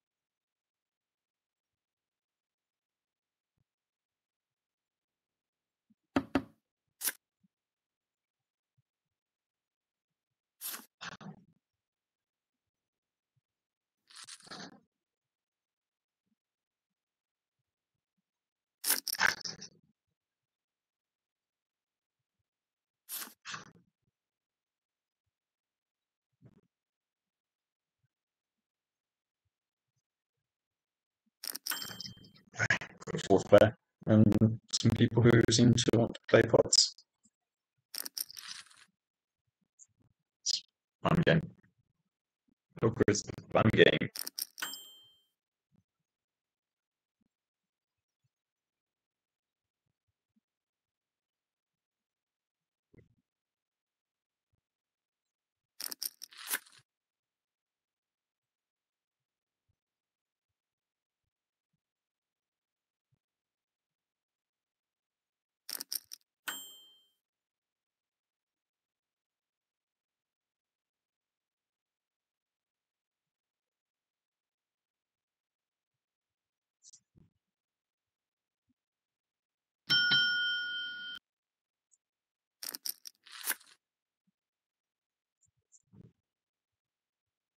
You can hear from us.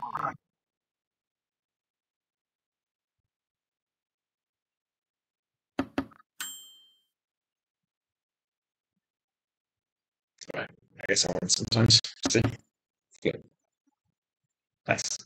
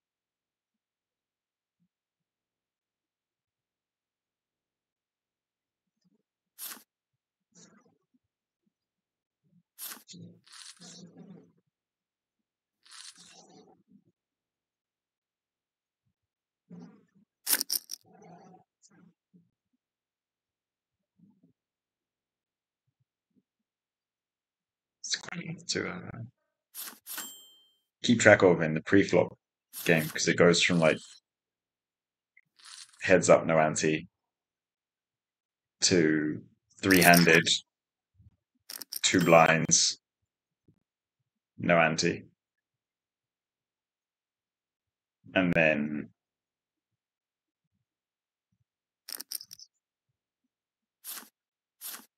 four or five-handed. Suddenly it's three blinds. Takes a while to like adjust moving between the games. This was a little ambitious for me.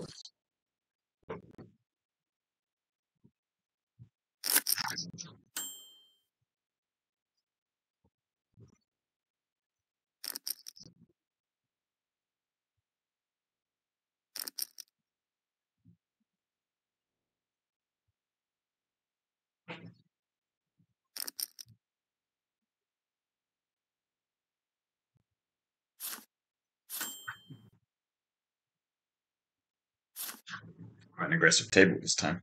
So a lot of three bets.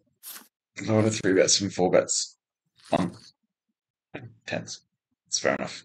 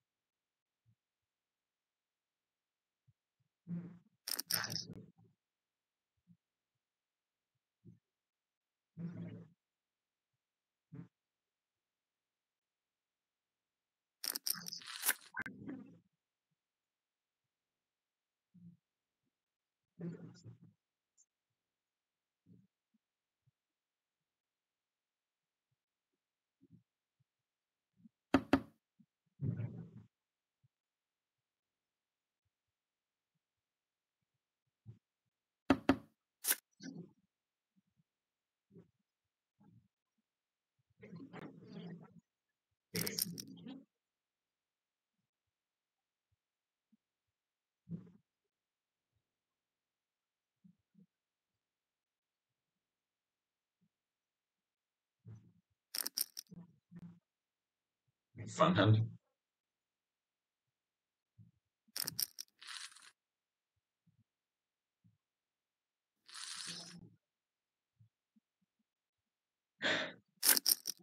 Yeah, seems quite nice from pocket fives. I like the turn slow play.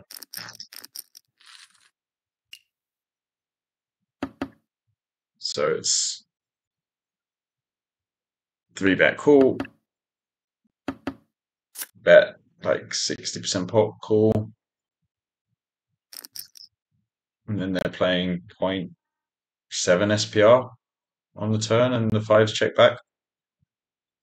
I think it's very good. I think it's tempting to bet for people, but I think that you're only 0.7 SPR on the river, so it's not hard to get your money in on the river, and you're better off betting like ace nine, 9-8 that want value and protection. But like fives, you just want to happen exactly what happened where they have ace queen or ace king and hit top pair on the river and you stack them. Whereas if you bet the turn, they just fold. Mostly they just fold. Uh, so yeah, seems like I'm getting that right? He was in position, I think.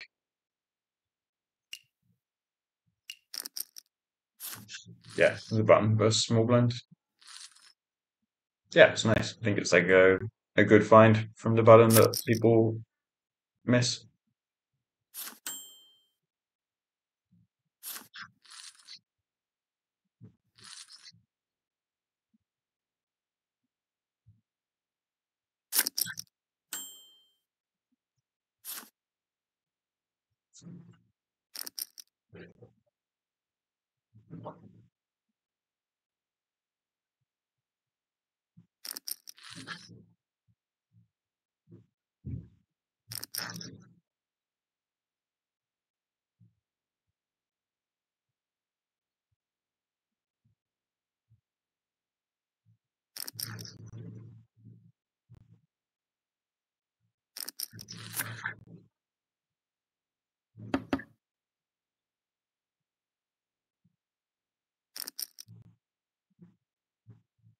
Getting some pretty big pots at this table.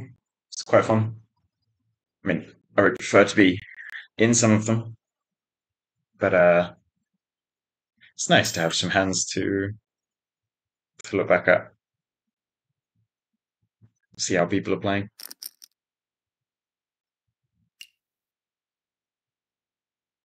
Was this the?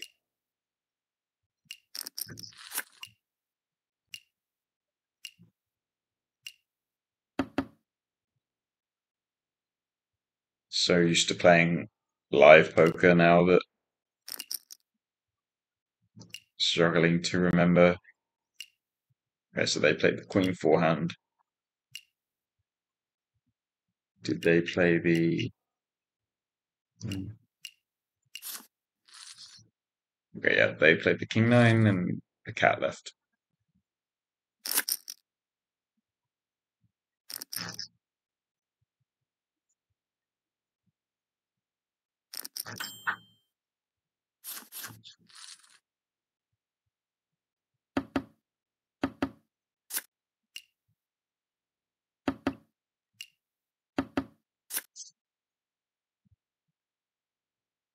Raise cool. Bet raise cool.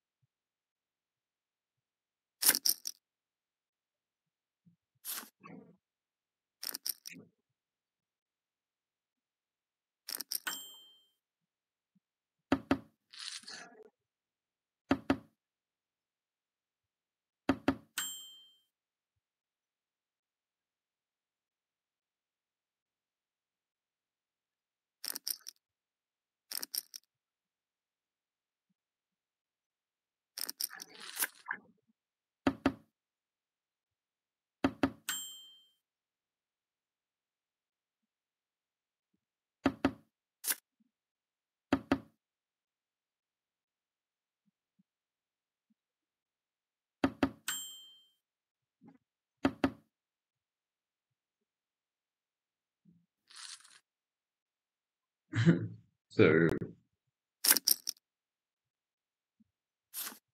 kind of interesting limp there from the ace king, I guess, trying to back raise versus me if I open.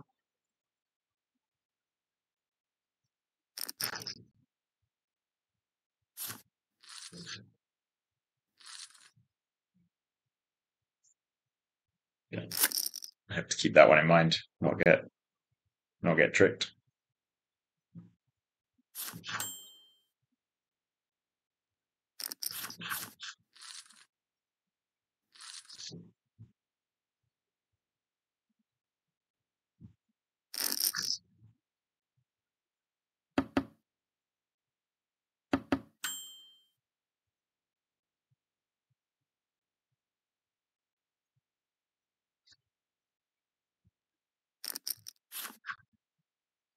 Takes a second to see what's going on with the two posted straddles. So kind of like 5 blinds.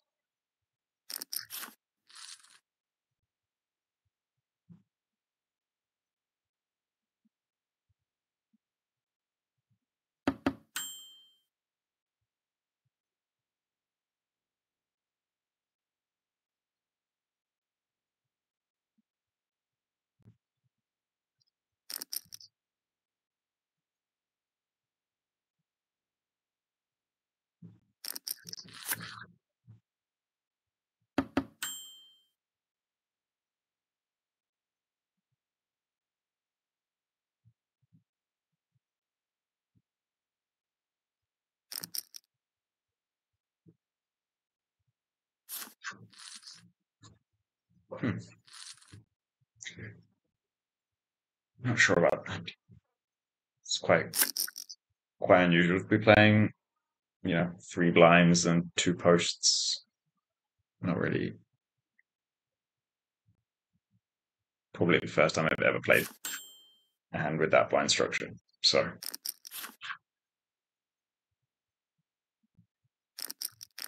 kind of interesting board 2 at 50 big blinds deep.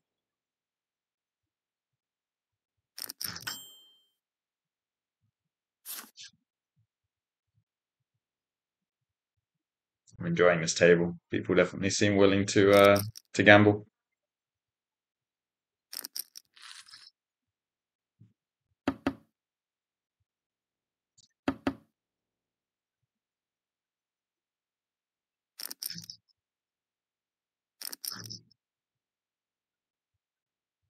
Big pot.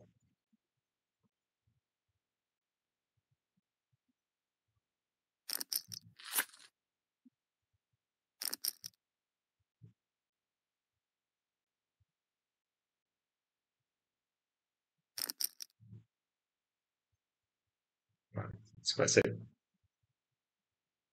Pretty interested to see what people have here.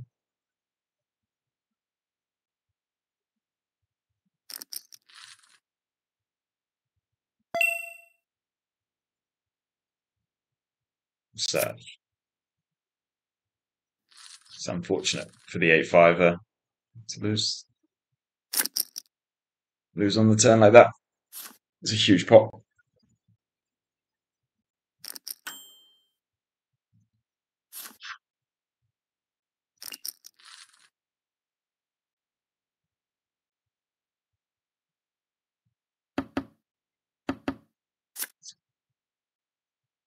So always nice to turn full houses and have people donk shoving into you 3-way.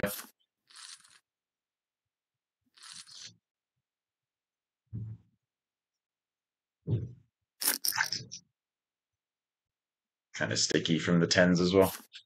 6-5 managed to get it all.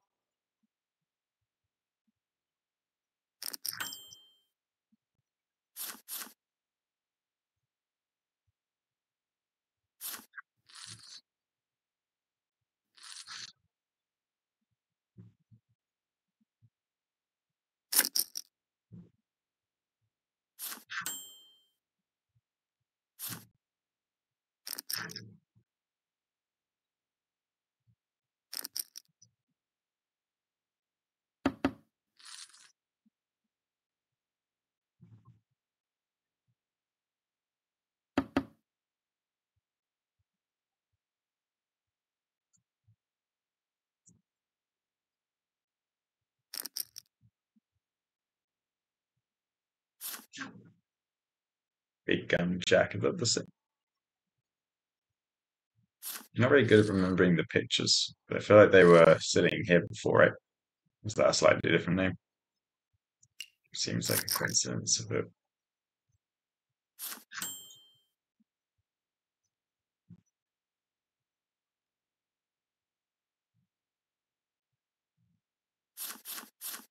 see if I can go back and see. Where would it have been? Maybe like here. Oh yeah, there. Oh, same picture. So they just what happened? They got stacked and then but they the one they get stacked in the 8-5 hand, right?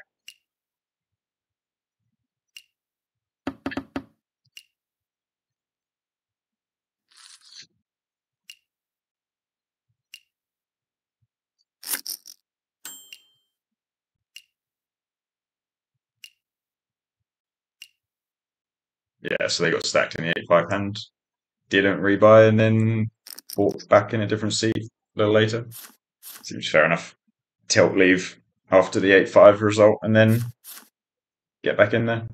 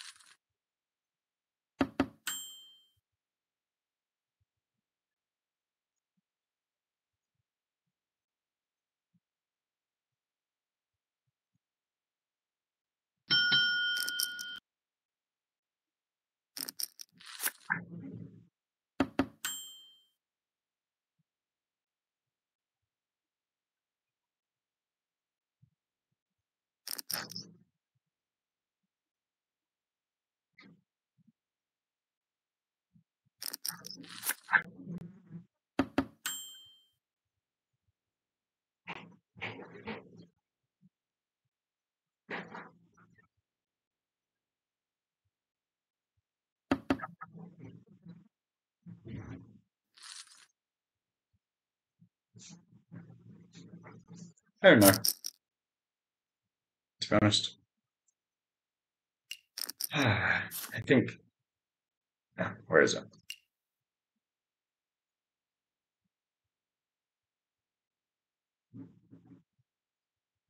I think flop and turn seem fine, and then river.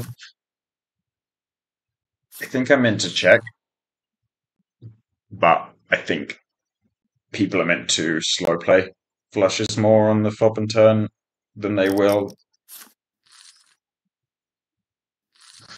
and on the river they snap checked, and maybe something like Queen 10 thinks about open jamming. Probably not, but they might just think for 3 seconds or something. So and they can still have like Queen Jack, Ace Jack, King Queen. Maybe I should bet the river. I don't know. Probably should actually. I mean, I think I'm not meant to, but I think in that specific hand, how it played out, maybe I should.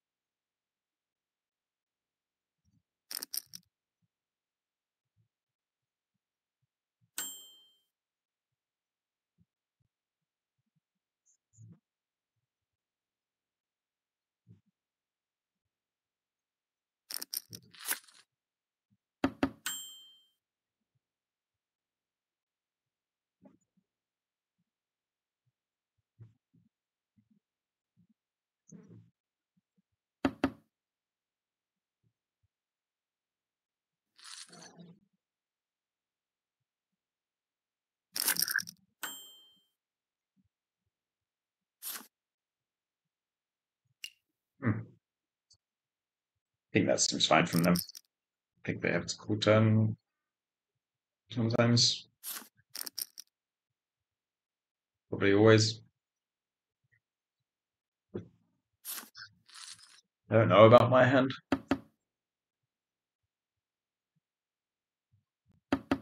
River, some bluff, some check, but the 9 doesn't really do much. Like a jack or something, I'd prefer to go for it. I think people quite like to hero those spots down, but could be wrong.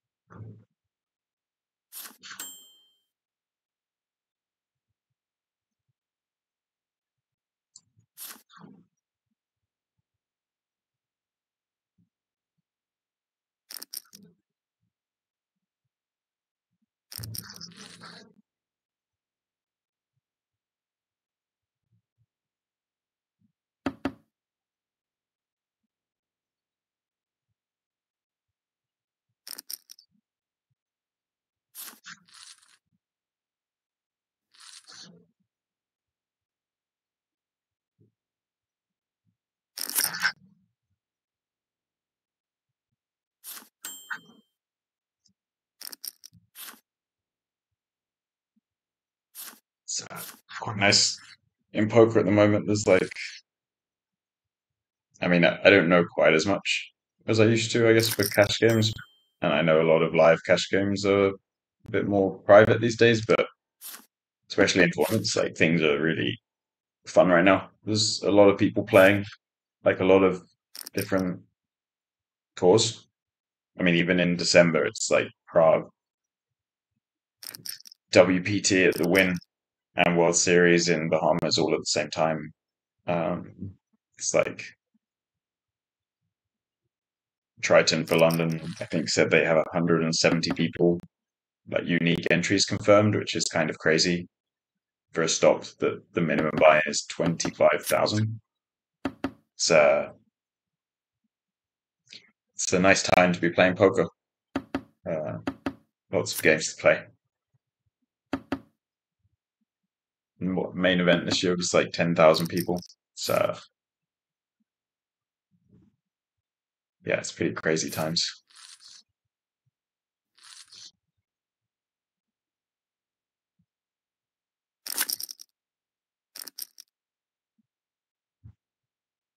Not always much time in between stops either. I think this year I had to do EPT Paris, and then after the last game finished, I think had like 2 days before the games in Vietnam started, and that is not a short journey either. It's like 28 hours or something it took, I think, or not all flying, like door to door. Um, and then the same, like Monte Carlo, I think finished, and you have 3 days before the game start in Cyprus. Um, and then even I think coming up now we have Triton London, and then I'm going to spend some time in London with my family, and then I think once I've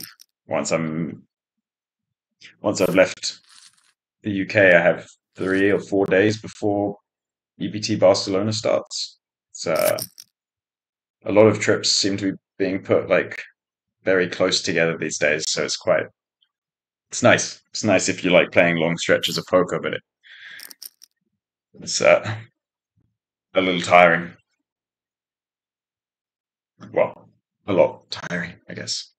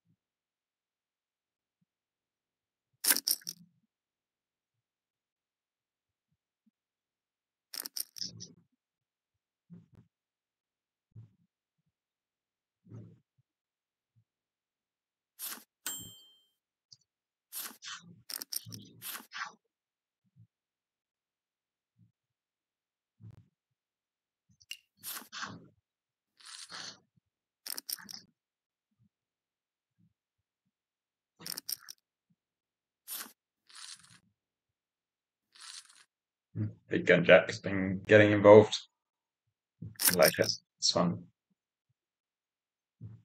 Fun to play with and fun to watch.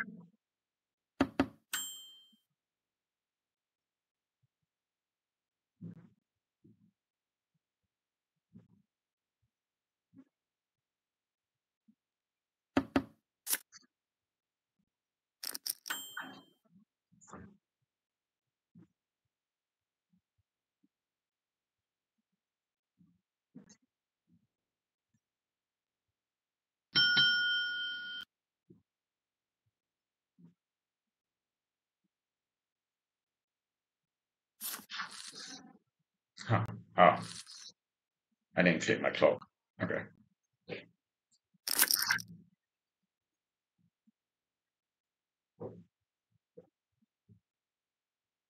Not sure about that. Should have clicked the clock. Thought so.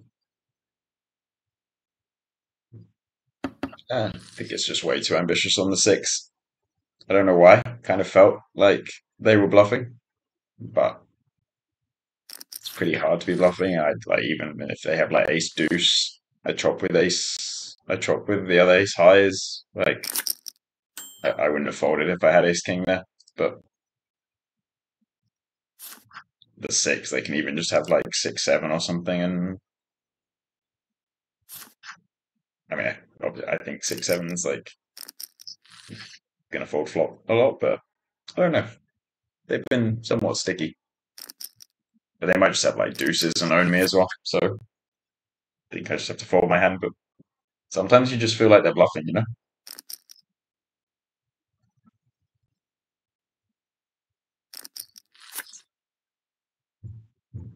But it's a little harder than live to get those feelings correct. Not much to go off online.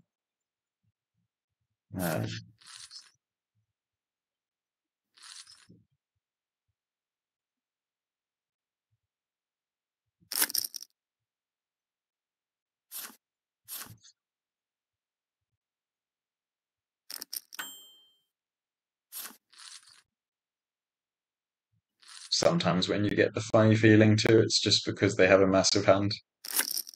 And on a board that people can have quads,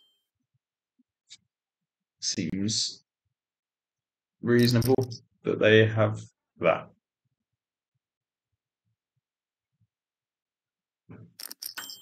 Yeah, this was loose. Shouldn't be limping. A little distracted thinking about the previous hand. Poker's a tough game. I really want to know what they had. I feel like it might have just been like king 3 suited. Like they didn't fold the ace 4 off to my 3-bet before. They're not going to fold king 3 suited. And I don't think they're going to fold it on the flop either.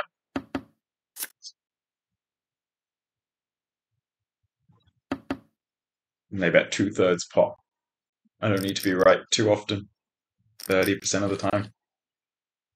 Maybe I should have called ace 9, just seems very ambitious.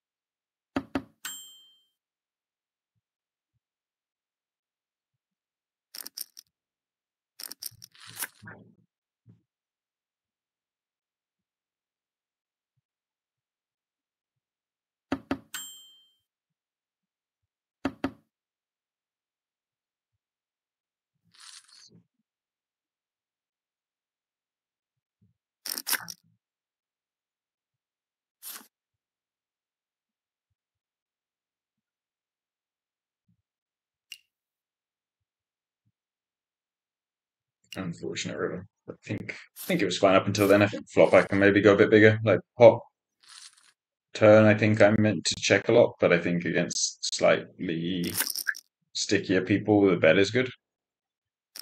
Just bet and check back rivers. I think they could have check raised turn with their hand as well. Maybe they could check raise flop as well. Everything seems fine for them, I think.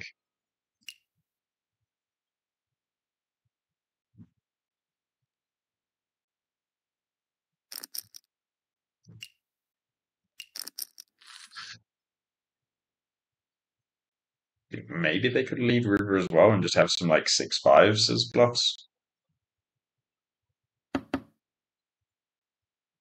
I check back quite a lot on the river.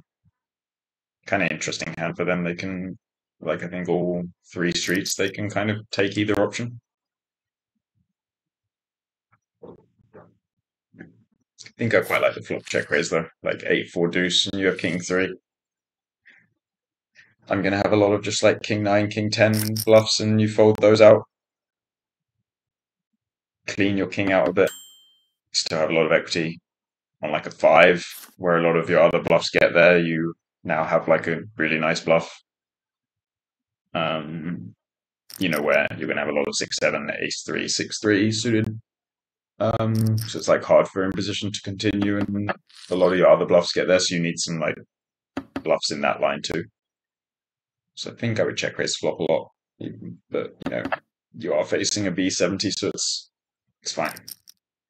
And then I think turn as well with the gut shot. Like, I guess maybe you want to check raise some weaker stuff, maybe just like 10-5 of spades more that doesn't have any showdown. Whereas like sometimes king three, you just, you know, you can hit the gut shot.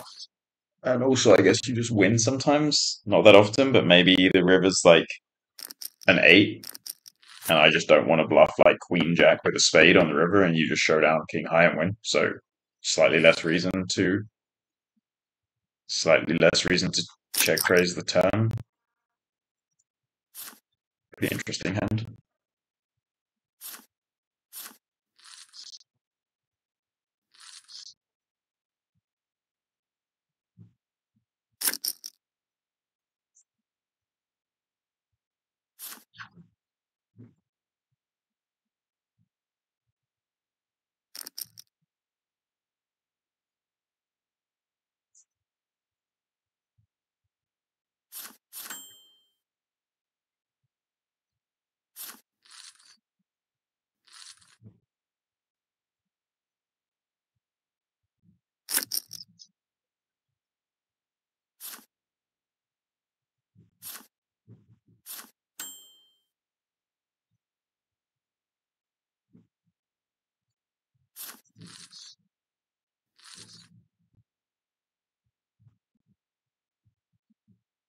Really not used to playing this like the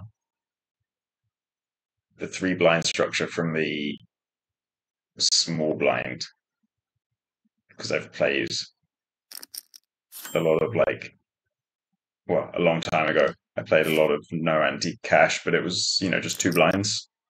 So you're just playing 50, 100 with nothing in the middle. And then I played a lot of big blind ante, so 50, 100, 100. And I, I very rarely, like only sometimes, I guess, in live cash with the straddle on, have I played 50 at 100 with 25 dead once the small blind folds. So, you know, if you haven't looked at it, it's like hard to just trying to figure out, like, obviously it's somewhere in between the two strategies, and I'm not completely sure where.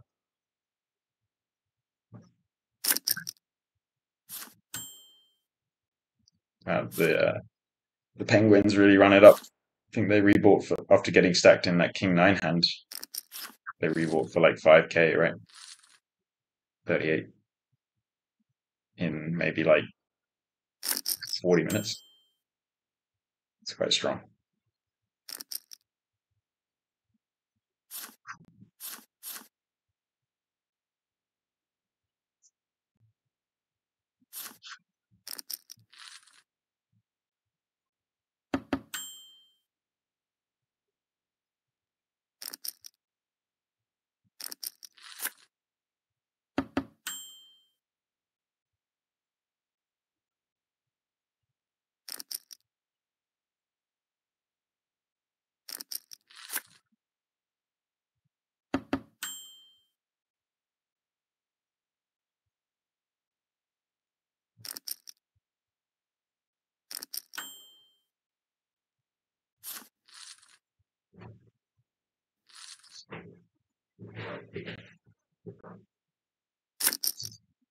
I think that was maybe too thin on the river.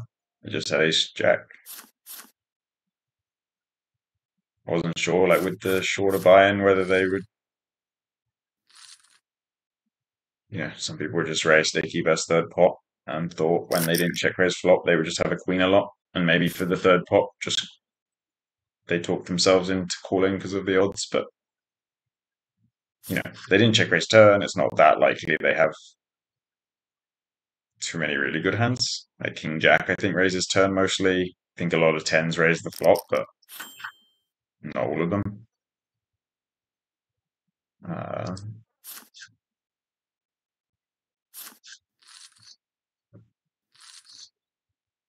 yeah, tough spot. I'm not sure whether it's better to check the river or not. I don't think I should call though once they shove. I don't think people tend to bluff that line that often after being passive on the first two streets.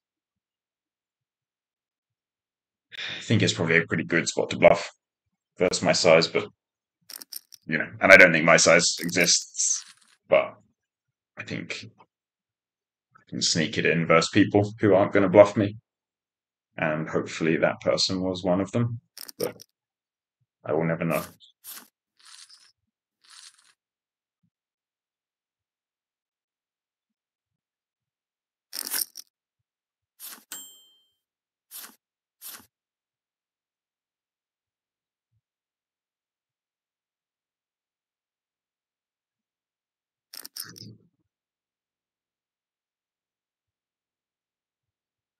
We lost Big Gun Jack. Some interesting pots against them. Well, not that many, but they played some interesting pots against other people too. It's kind of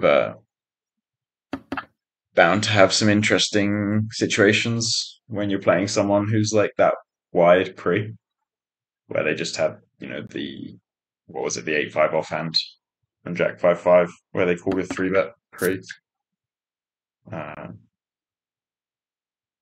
The Ace-4 against my Ace-King, where they called the 3-bet pre. So makes for some interesting spots when it's like quite hard to.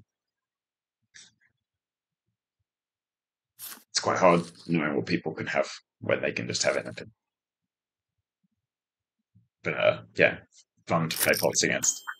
Some interesting decisions. Like the Ace-9 on the 10-10-10 Queen-4, 10-10-10 Queen-6. I would like never think about calling there, but against them specifically, you have to kind of think now because, how many boats do they actually have and how many times do they just have the King-7 or Ace-Deuce that didn't want to play flop and then just bluffs you. So, interesting situation. Sad to see them go.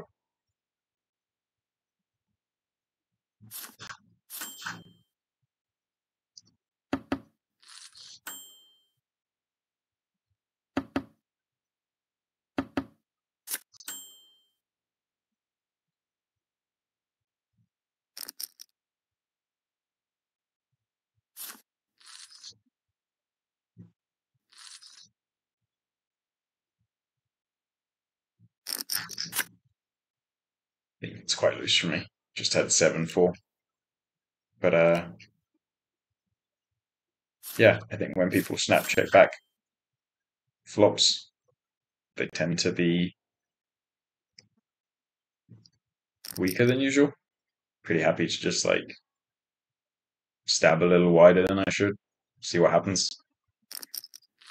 Always have the 7 of diamonds just in case.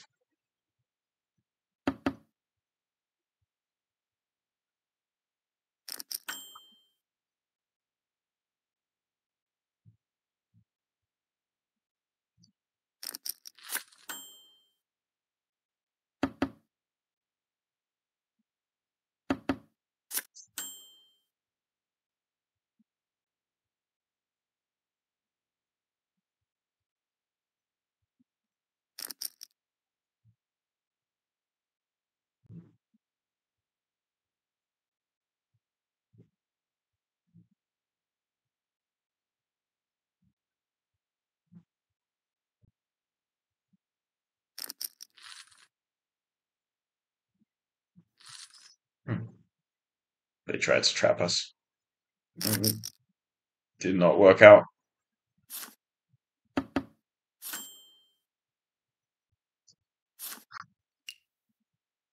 Kind of a sneaky pot from them. I kind of like it. I think it seems fine. I think you can have some, you don't want to bet all your flushes on the turn. And the one that has, the lowest one kind of makes sense as a good place to start.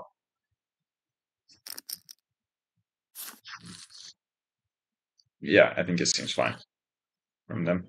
And then I think they have to call river with like both 2 flush cards and no bluffing cards, where I can just have like Jack-8 like I had, but without a diamond. I think can't start folding 3 deuce of diamonds there, I think They played it fine.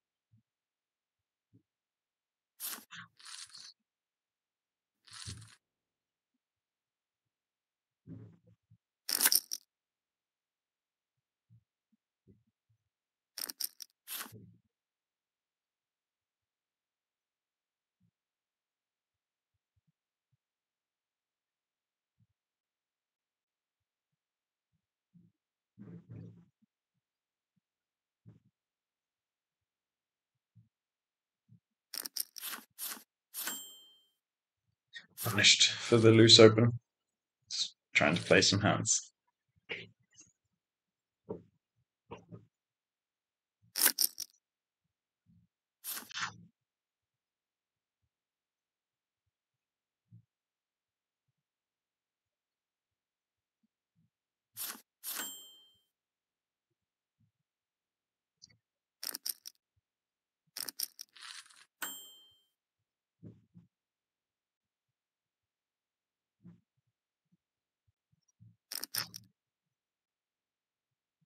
I don't know why I keep opening to 250. I should be opening the bigger sizes.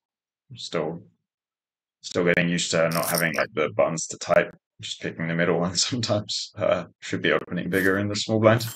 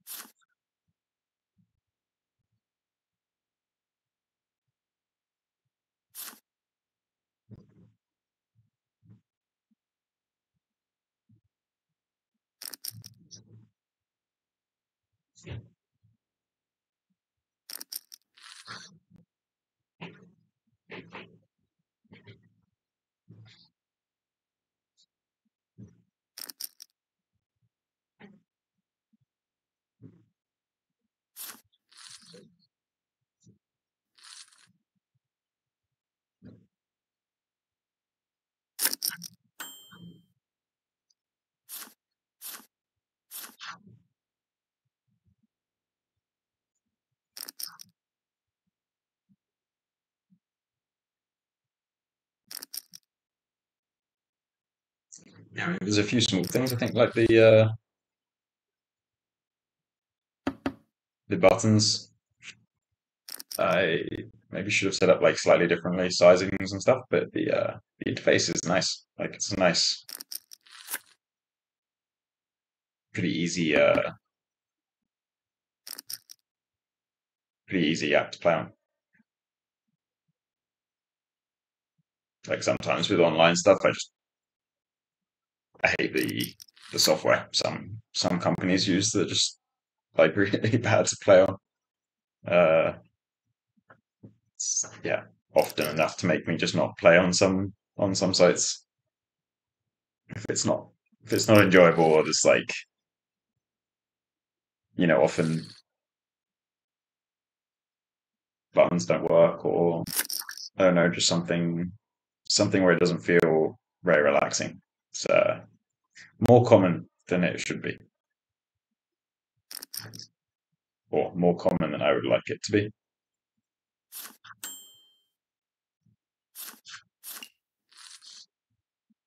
What happened in this? This was really cool. That cool. That cool. Don't shovel in on the king. Tough spot for the aces. Feel like people don't really bluff there much.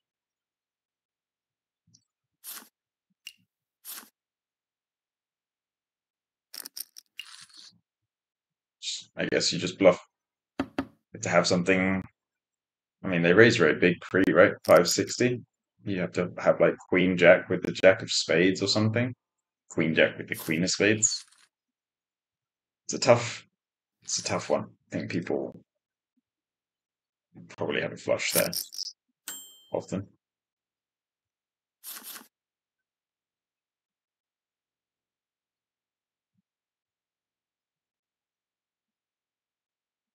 Hopefully the Penguin is not watching the stream and will not bluff me in those spots now.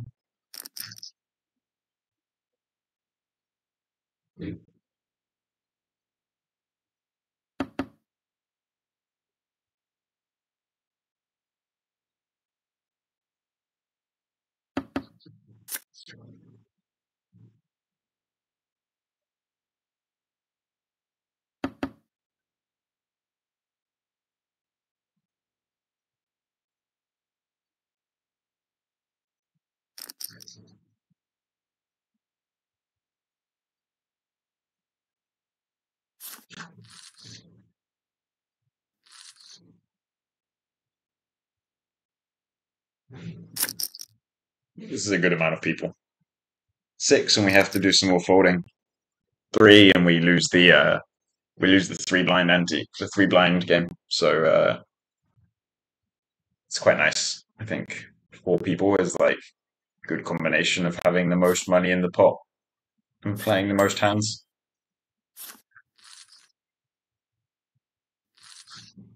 I think they used to do 4-max tournaments more. Like I remember one year playing a 4-max tournament at World Series, and now like they never do. I guess most tournament venues just want like higher rate. And, 4-handed per dealer is not the best situation for them.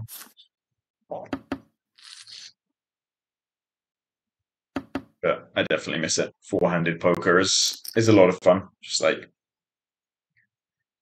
always playing late position and blinds. Get to play so many pots. It's not often these days you get to do it.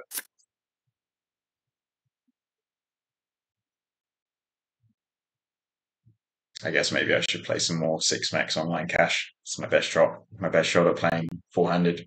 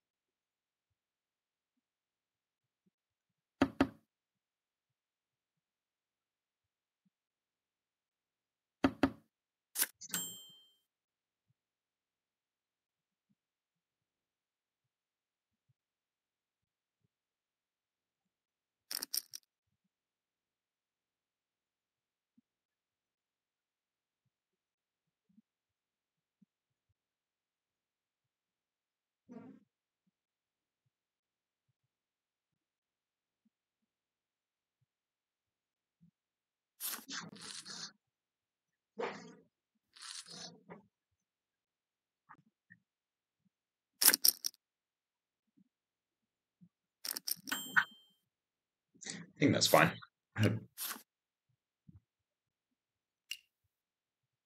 Ace 3 with the ace of spades. I think flop is going to be really high check for us out of position on the 8-5-4. Like a lot of straights, and the board's going to change. It's harder to play as the out of position player. And then the turn, I think overbet makes some sense once they check back, and like having the ace of spades, it's like pretty nice one to bluff some spade rivers. We fold them off like ace 9, even like ace jack, but doesn't always 3-bet pre, king queen,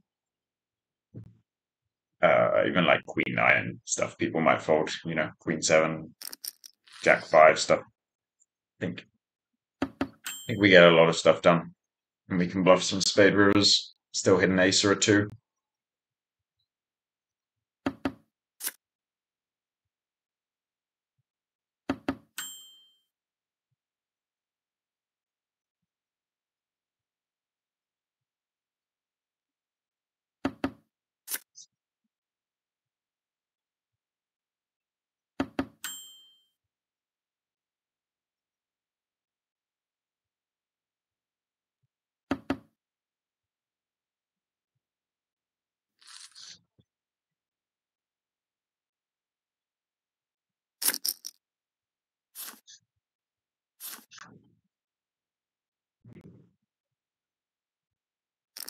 It's right, exactly.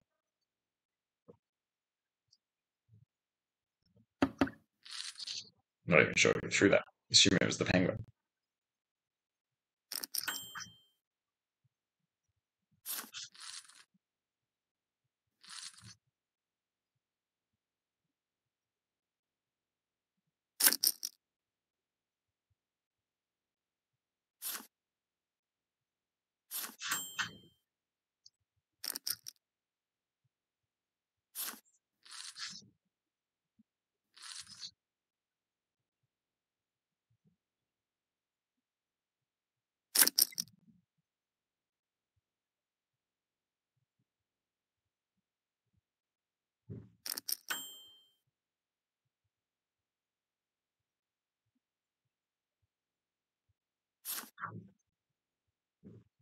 I'm really not sure about this whole 3-blind situation.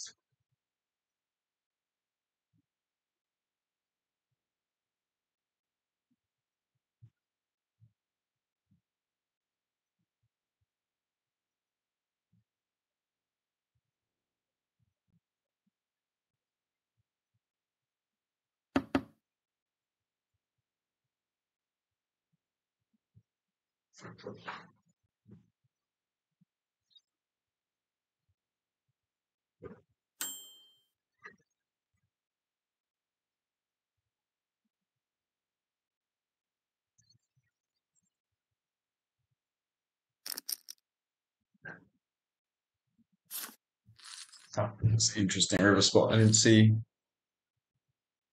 Was that what happened when they flop there?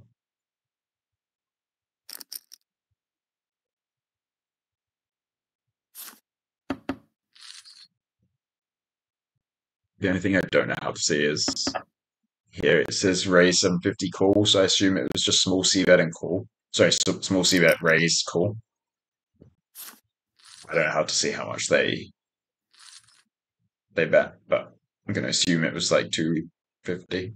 Oh yeah, I guess they would just click the third pot button too. So, and then check, and then three they check. I guess that makes sense. They have some like ace king of diamonds stuff.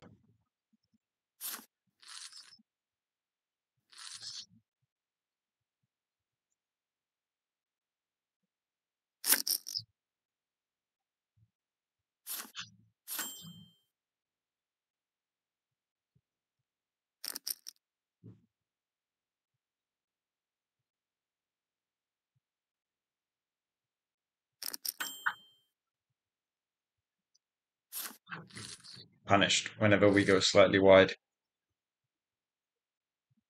But, I mean, I assume that's too wide for with the 25 dead.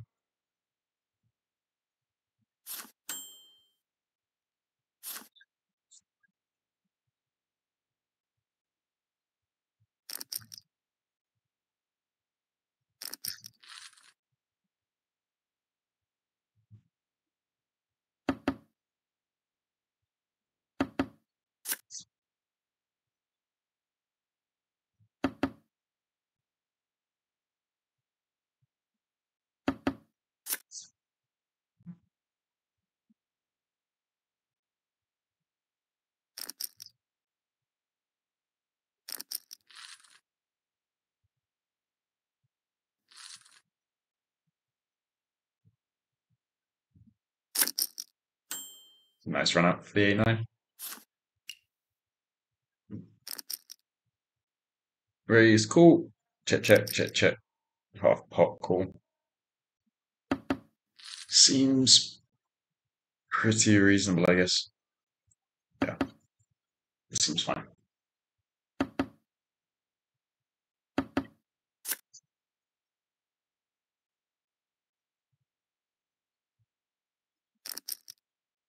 It's the tough thing about online poker and live poker, I guess. I've been climbing a lot recently, and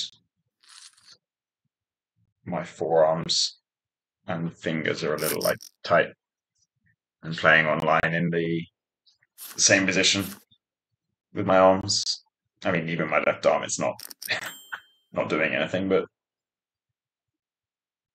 I do remember this from when I was playing online a lot. It's got to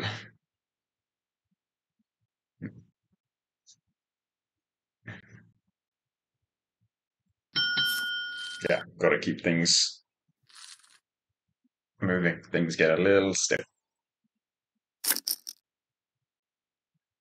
Climbing tonight, so we'll see how it goes after a slightly long session of playing online.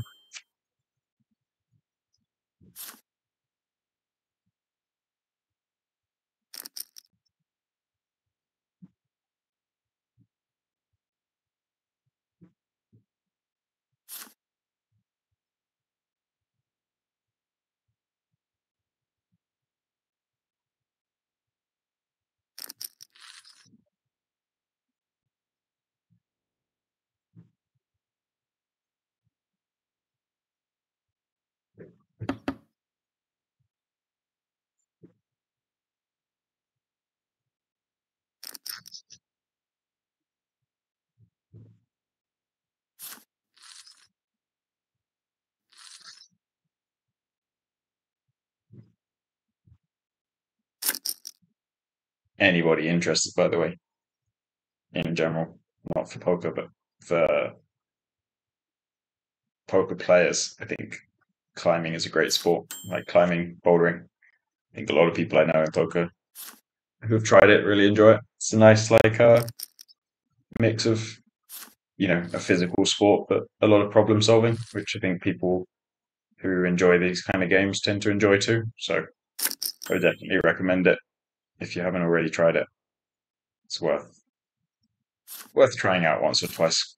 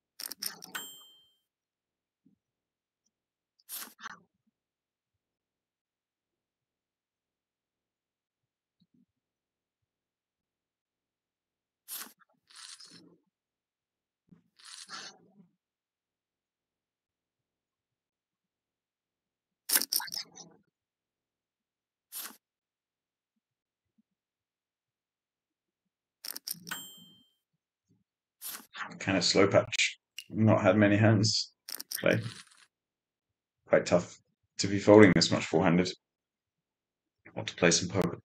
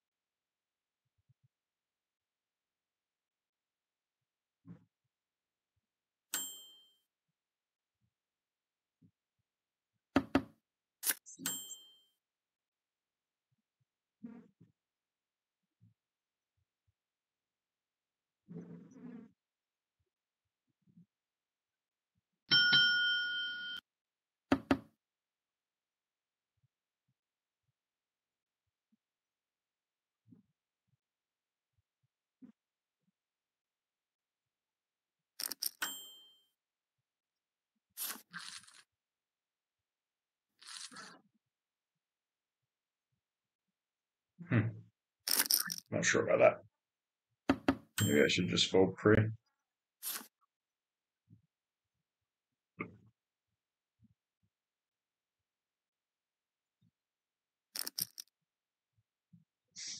He did have the king nine, or they did have the king nine squeeze earlier. Feel like they're somewhat live to be light and just have like ace 10 off, ace 7 suited. And they went small. Seems, I think I have to continue.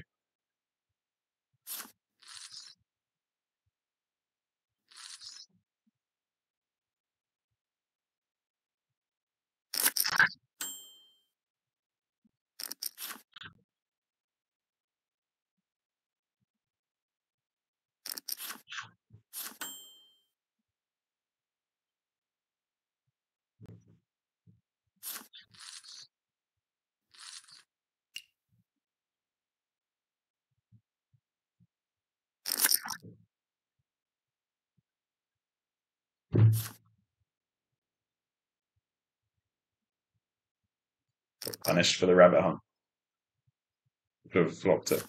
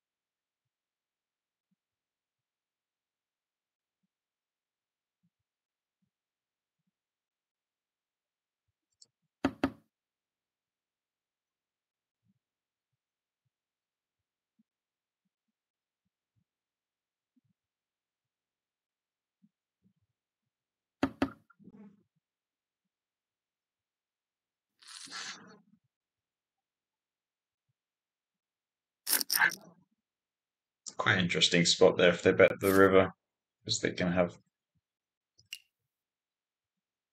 like ace queen, I guess some jack 10.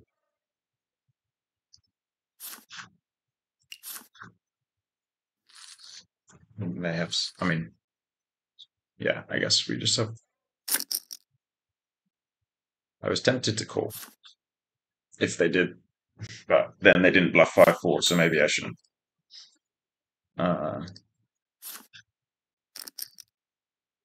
I guess they would just have ace queen a lot if they bet. Like ace queen calls pre always, and then checks flop, checks turn always. Same with jack 10 suited. Yeah, I guess we just have to fold.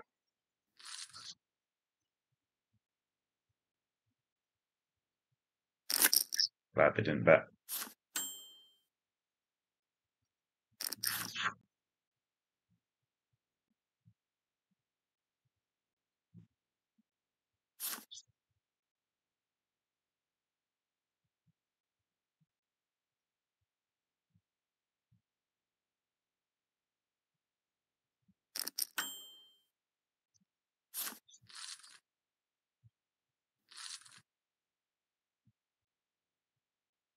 It's a good day. Good day to be a penguin.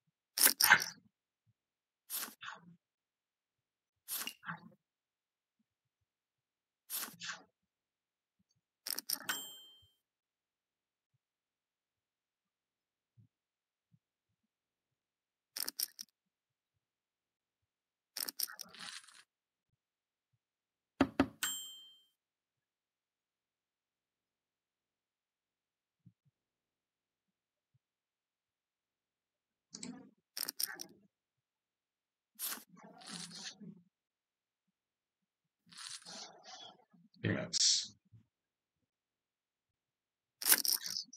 think I can do either there. Queen 6, think sometimes raise pre, sometimes check. Flop seems sometimes check, sometimes bet. I guess the big size makes sense. I have a lot of like 9, like bluffs just like 10-5 off and stuff that I want to be checking more, or can do either with. And then I have, King 10, Ace 10, Jacks. They have, and I think like when they limp call the small blind with no ante, they're going to be, I mean, even with an ante, they're going to hit this board quite a lot. Like they have, Jack 10 off, Queen 10 off, some like 7, 8 suited, Jack 8 suited and stuff. So I think it makes sense to have the big size. So, like there's not a ton of stuff that we target with the small size. All right, back to 2 blinds.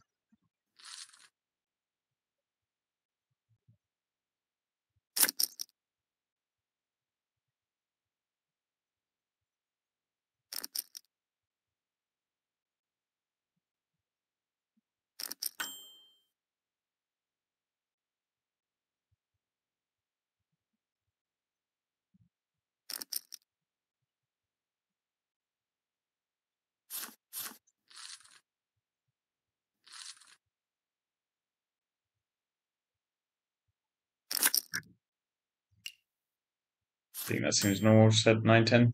Just always squeeze. Oh, we lost the penguin. Seems fair enough. They had a good day. Decided to take the money and go.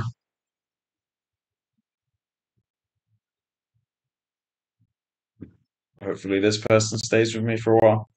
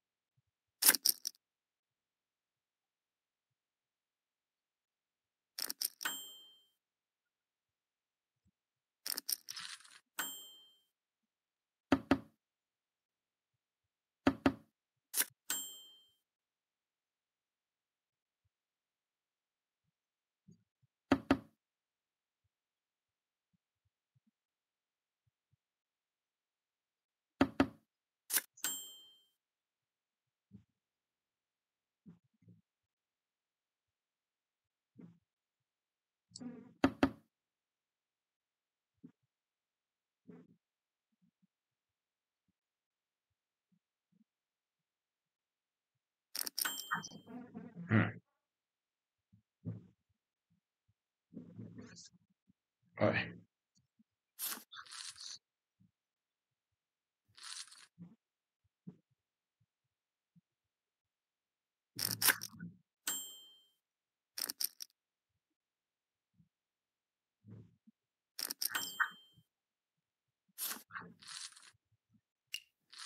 You should have fours in that last hand. I think it's like not a spot people bluff that much, and my hand's not good anyway. I'd rather just have like 6-4. I'm gonna call.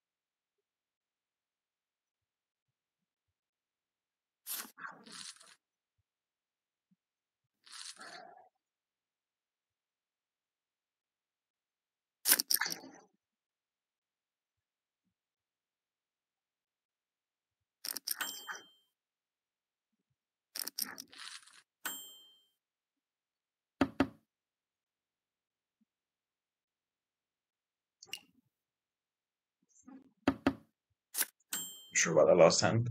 Had ace deuce. I think flop seems fine. Bet 50%. Turn, I guess I can do either, but I think it's just like pretty much always check and then river. River, I don't know. River's like maybe bigger, maybe just like B100 for that kind of hand class. But I think B66 seems fine as well. I have a decent amount of just like King 10 and stuff that want to do that too.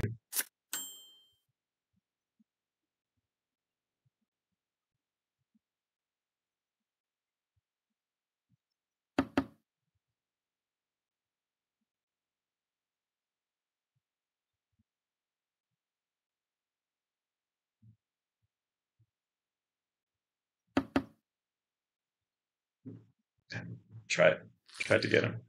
But I think it's fine. I think sometimes people will value bet ace high there. And we get to check raise, and when they have like Queen 10, they always bet, and we get to check raise. I think it's like blind to check ace 3 sometimes.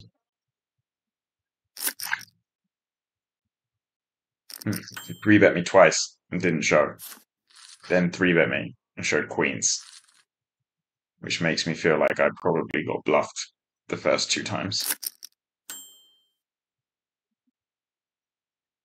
Or maybe they're just showing me the third time. Maybe they had queens all 3 times and they show me because they want me to not think they're bluffing. I don't know. Silly game. Silly game sometimes. Just out here guessing.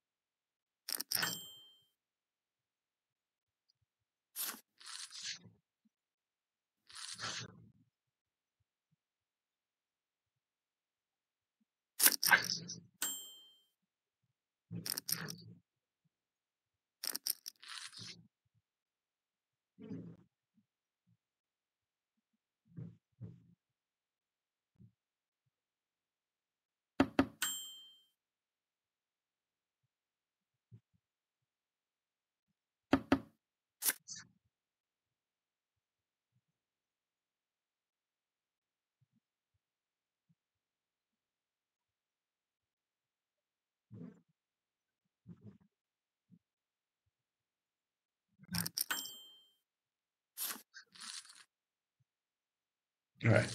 Looks like we're back to 400. Some more.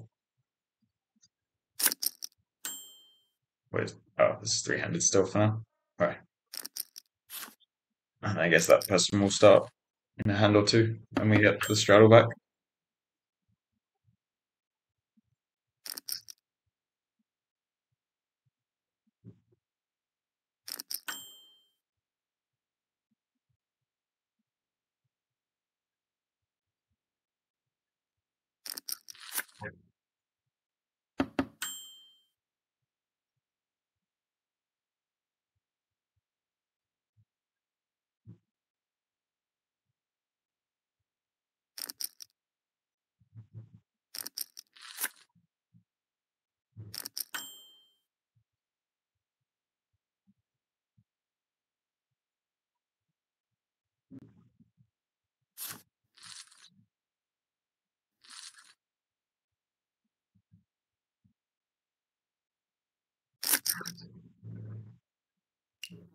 Honestly, not sure about that hand. So they check raise flop small. Check snap call turn. And then just snap all in for 2x pot on the river.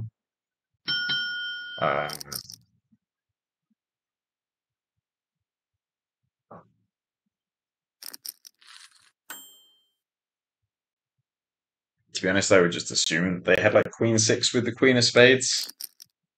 and we're just sticky on turn, but maybe I don't know.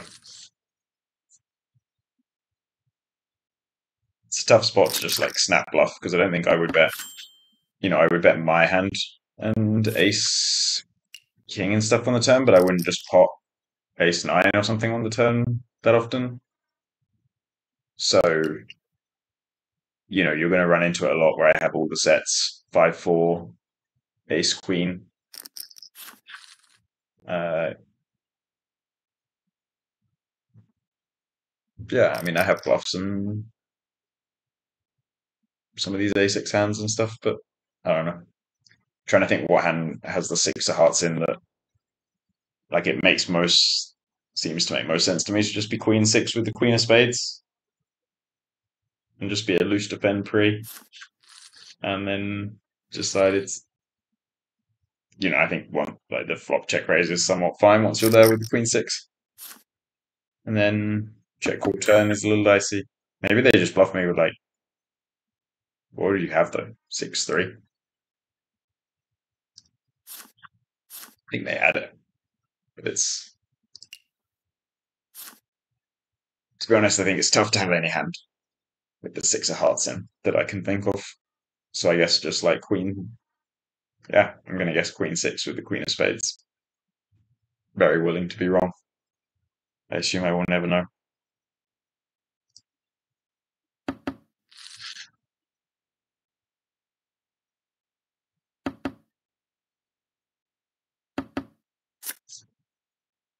I think it was going to be quite a nice spot in terms of like if the river's just a brick and a seven, that my hand would be kind of thin, but also a lot of people just don't trap turn enough, and I think they end up there with a lot of just like queen four, queen five, some like ace four, ace five, and like probably would have been able to go for it on the river and get like another street of value versus a lot of people. Did not work out that way, but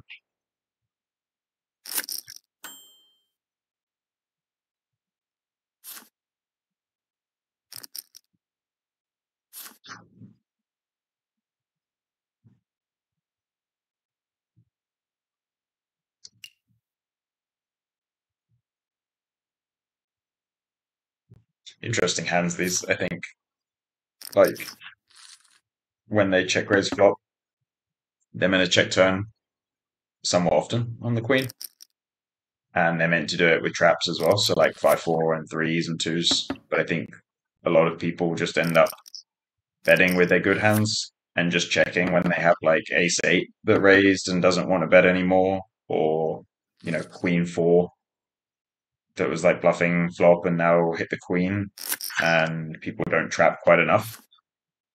Uh, and I think people don't check raise bluff enough either versus like pot. People get a little worried about the big sizes, so I think maybe it's a spot where like I'm not meant to bet something like ace nine always for a big size, but uh, maybe against people it's pretty good to just go very linear and just big bet a lot of hands. Not a lot of hands, but like ace nine plus instead of like ace jack plus or something.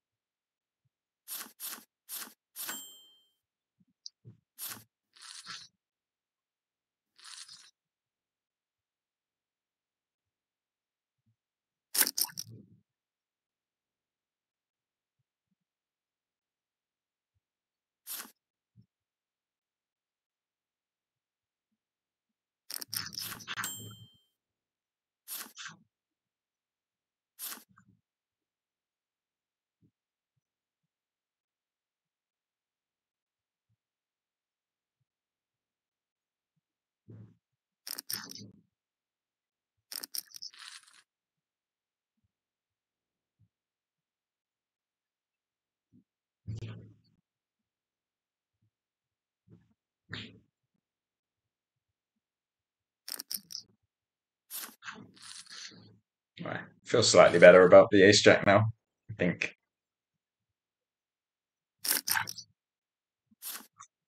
think it was probably a good fold. Still, one I would like to see. If that person is watching the stream and would like to somehow tell me what they had, I would appreciate it.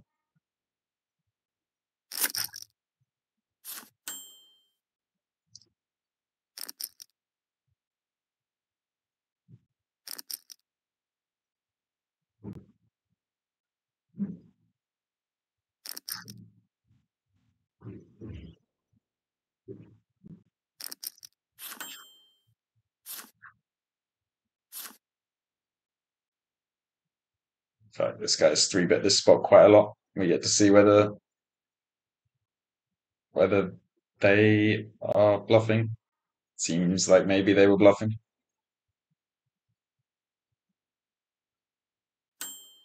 They 3-bet me a lot, actually. Quite sneaky. Seems like now they've got themselves in a bit of a spot, though. Yeah, ace queen. That's fair enough. Can't really call that one a bluff.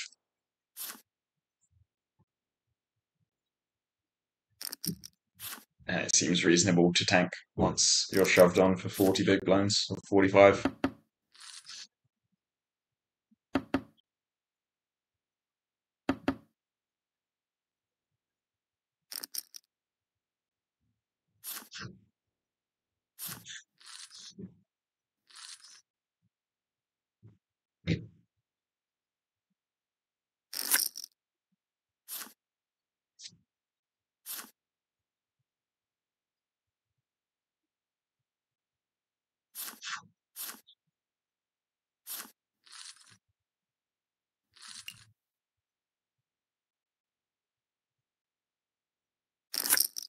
Oh, I can just expose everyone's cards? I can't believe that was the first time I tried that. I thought that was just to expose my cards. Like, just showing your cards after you bluff or get a walk or something. I didn't think it was to show everybody's cards. Oh, and did I pay for it too? Okay, I wish I'd known that. I would have definitely done that on the ace jack. And on the ace nine, actually. Wow, I wonder if I can do it. Can I do it after?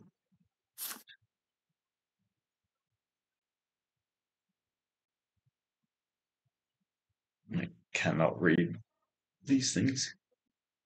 Oh my.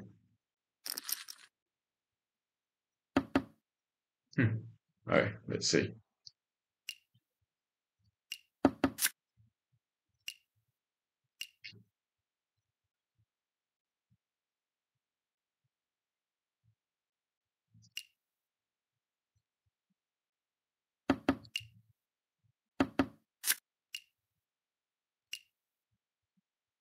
Where was the ace jack?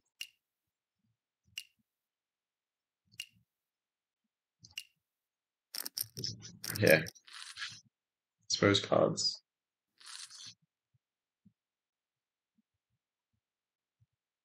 Okay. That's a shame. If I'd known. If only I'd known.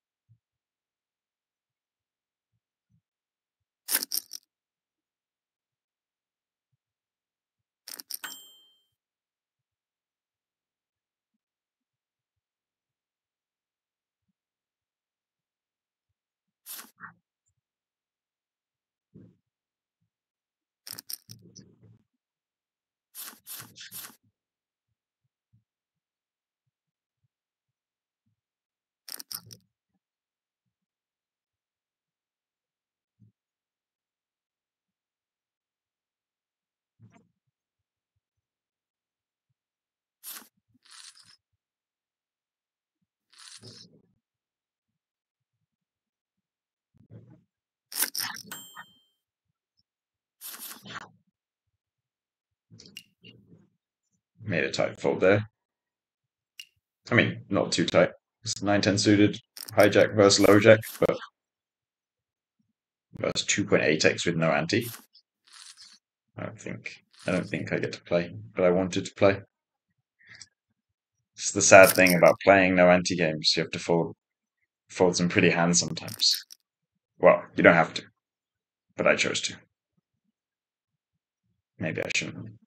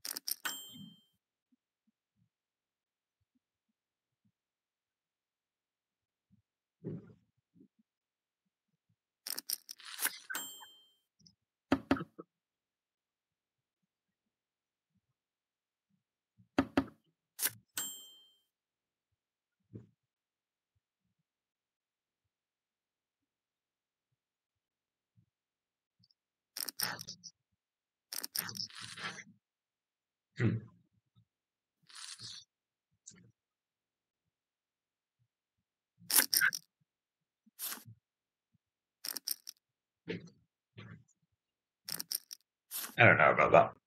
I mean, pre-flop's normal flop. I think there's some people I can check fold, but check calling seems like the majority play. Turn check check. River, I guess I should probably check. I think that I can bluff like Queen 9 suited. I wouldn't have that often. Ace 10, Ace 9. I guess are just like the ones I bluff, blocking 9-10 and 5-9. But I thought that it's a hard spot for me to bluff with people. Like people don't think people bluff here much. And that they would have a lot of just like some Queen 7s, some like 6-5, Jack 8 that I think people fold a lot because they think I'm going to check down my ace highs. And they think like my Queen 9s would just c-bet or check raise. So I think it's a good spot to just bluff too much. But I might be wrong.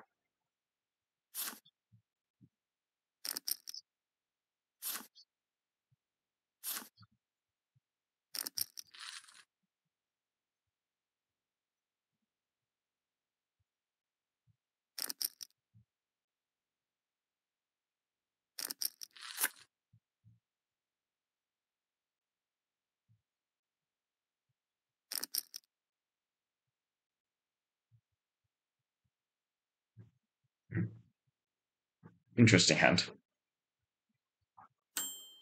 It's hard to know in those situations where you do something, incorrect, like that maybe you shouldn't. But I think against certain, you don't know like who you're playing, and certain people it's good, certain people it's bad, and I still don't know. Like if they had King 9, if they snap call me with 6-5, then clearly it would be bad versus that person. But with King 9, it's like they played the hand normally, and yeah.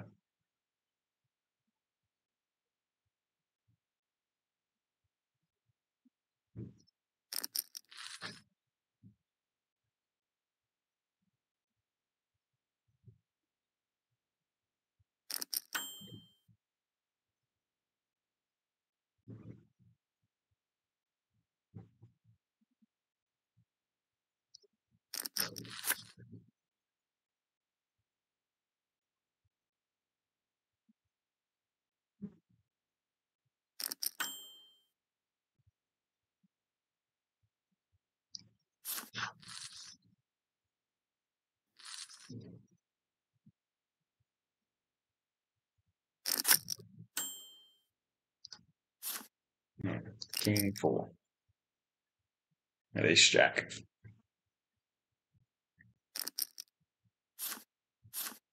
4 is pretty aggro pre-flop. Yeah, I mean, I think my hand's like close pre-flop against people, but that person had seemed pretty gambly, so which we can see. So it seems fine to call. Flop, I think, is like standard call. Turn is pretty close, but like third pot with not much behind and only a gut shot. I'd much prefer to just have like 9-10. I think and just be good. Whereas like if they can just have ace king or something still and be bluffing and beat me or like something, so just like they could have had king 3 off and we lose. Like just one card to come and a gut shot, I think, is tough for me to continue turn much. But the pot is maybe. I mean, they had king 4 off, so maybe I should. But I thought they were slightly gambling. It's hard to know. The king 4 off is in there.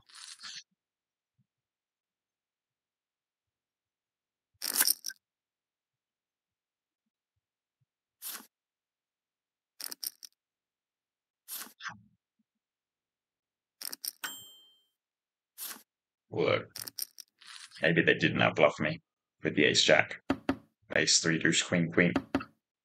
If they're in there with the king 4, although they still hard to bluff that one. Well,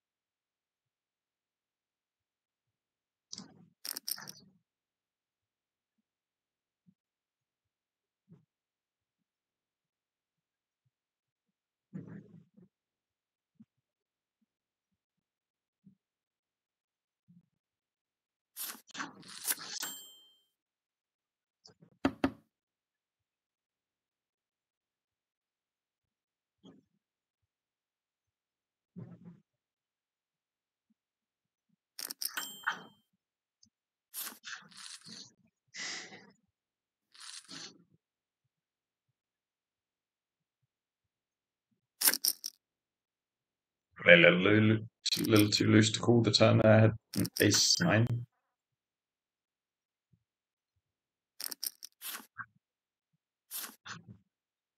I think it's fine. It's going to be close.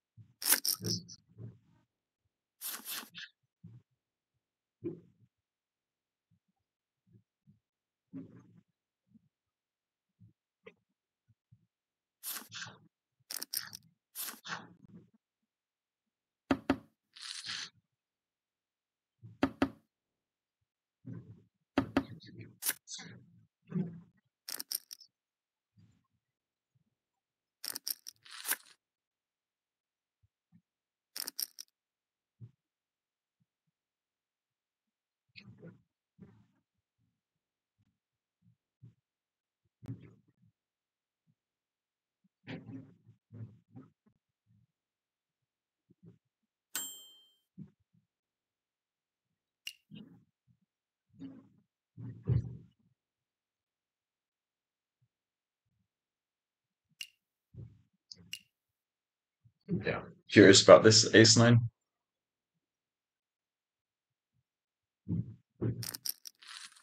Think I should just call sometimes and fold mostly, but both seem okay. I don't know.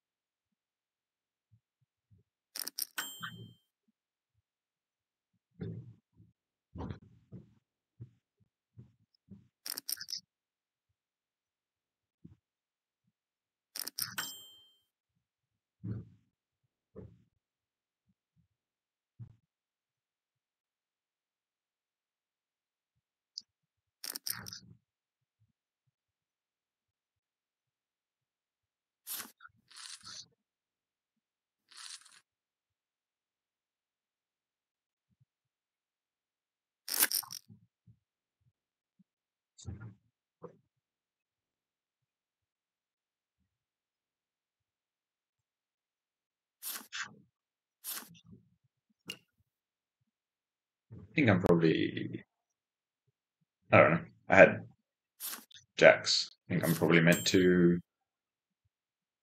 trap.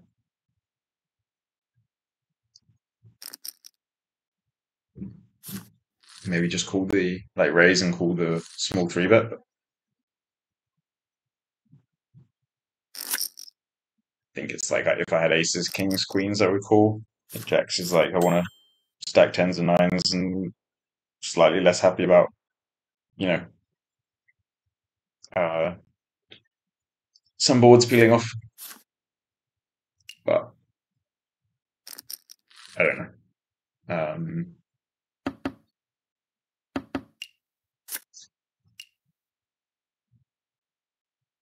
It's just like not that much back. It's not that great to just, if I trap like king four off, I don't think people are gonna just start like bluffing tons of money in posts if they don't hit once I call. But yeah, I mean, I think it's pretty close and call seems pretty fine too.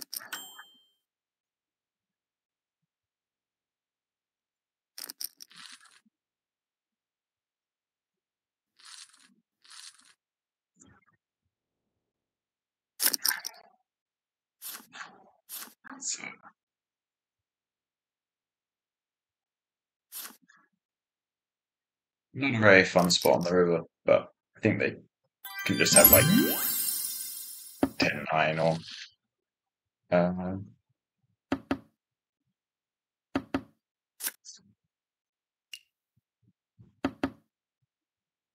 yeah. I mean, I think my check raise on the flop is normal, and in like especially in these looser games, I think we'd do it always. Turn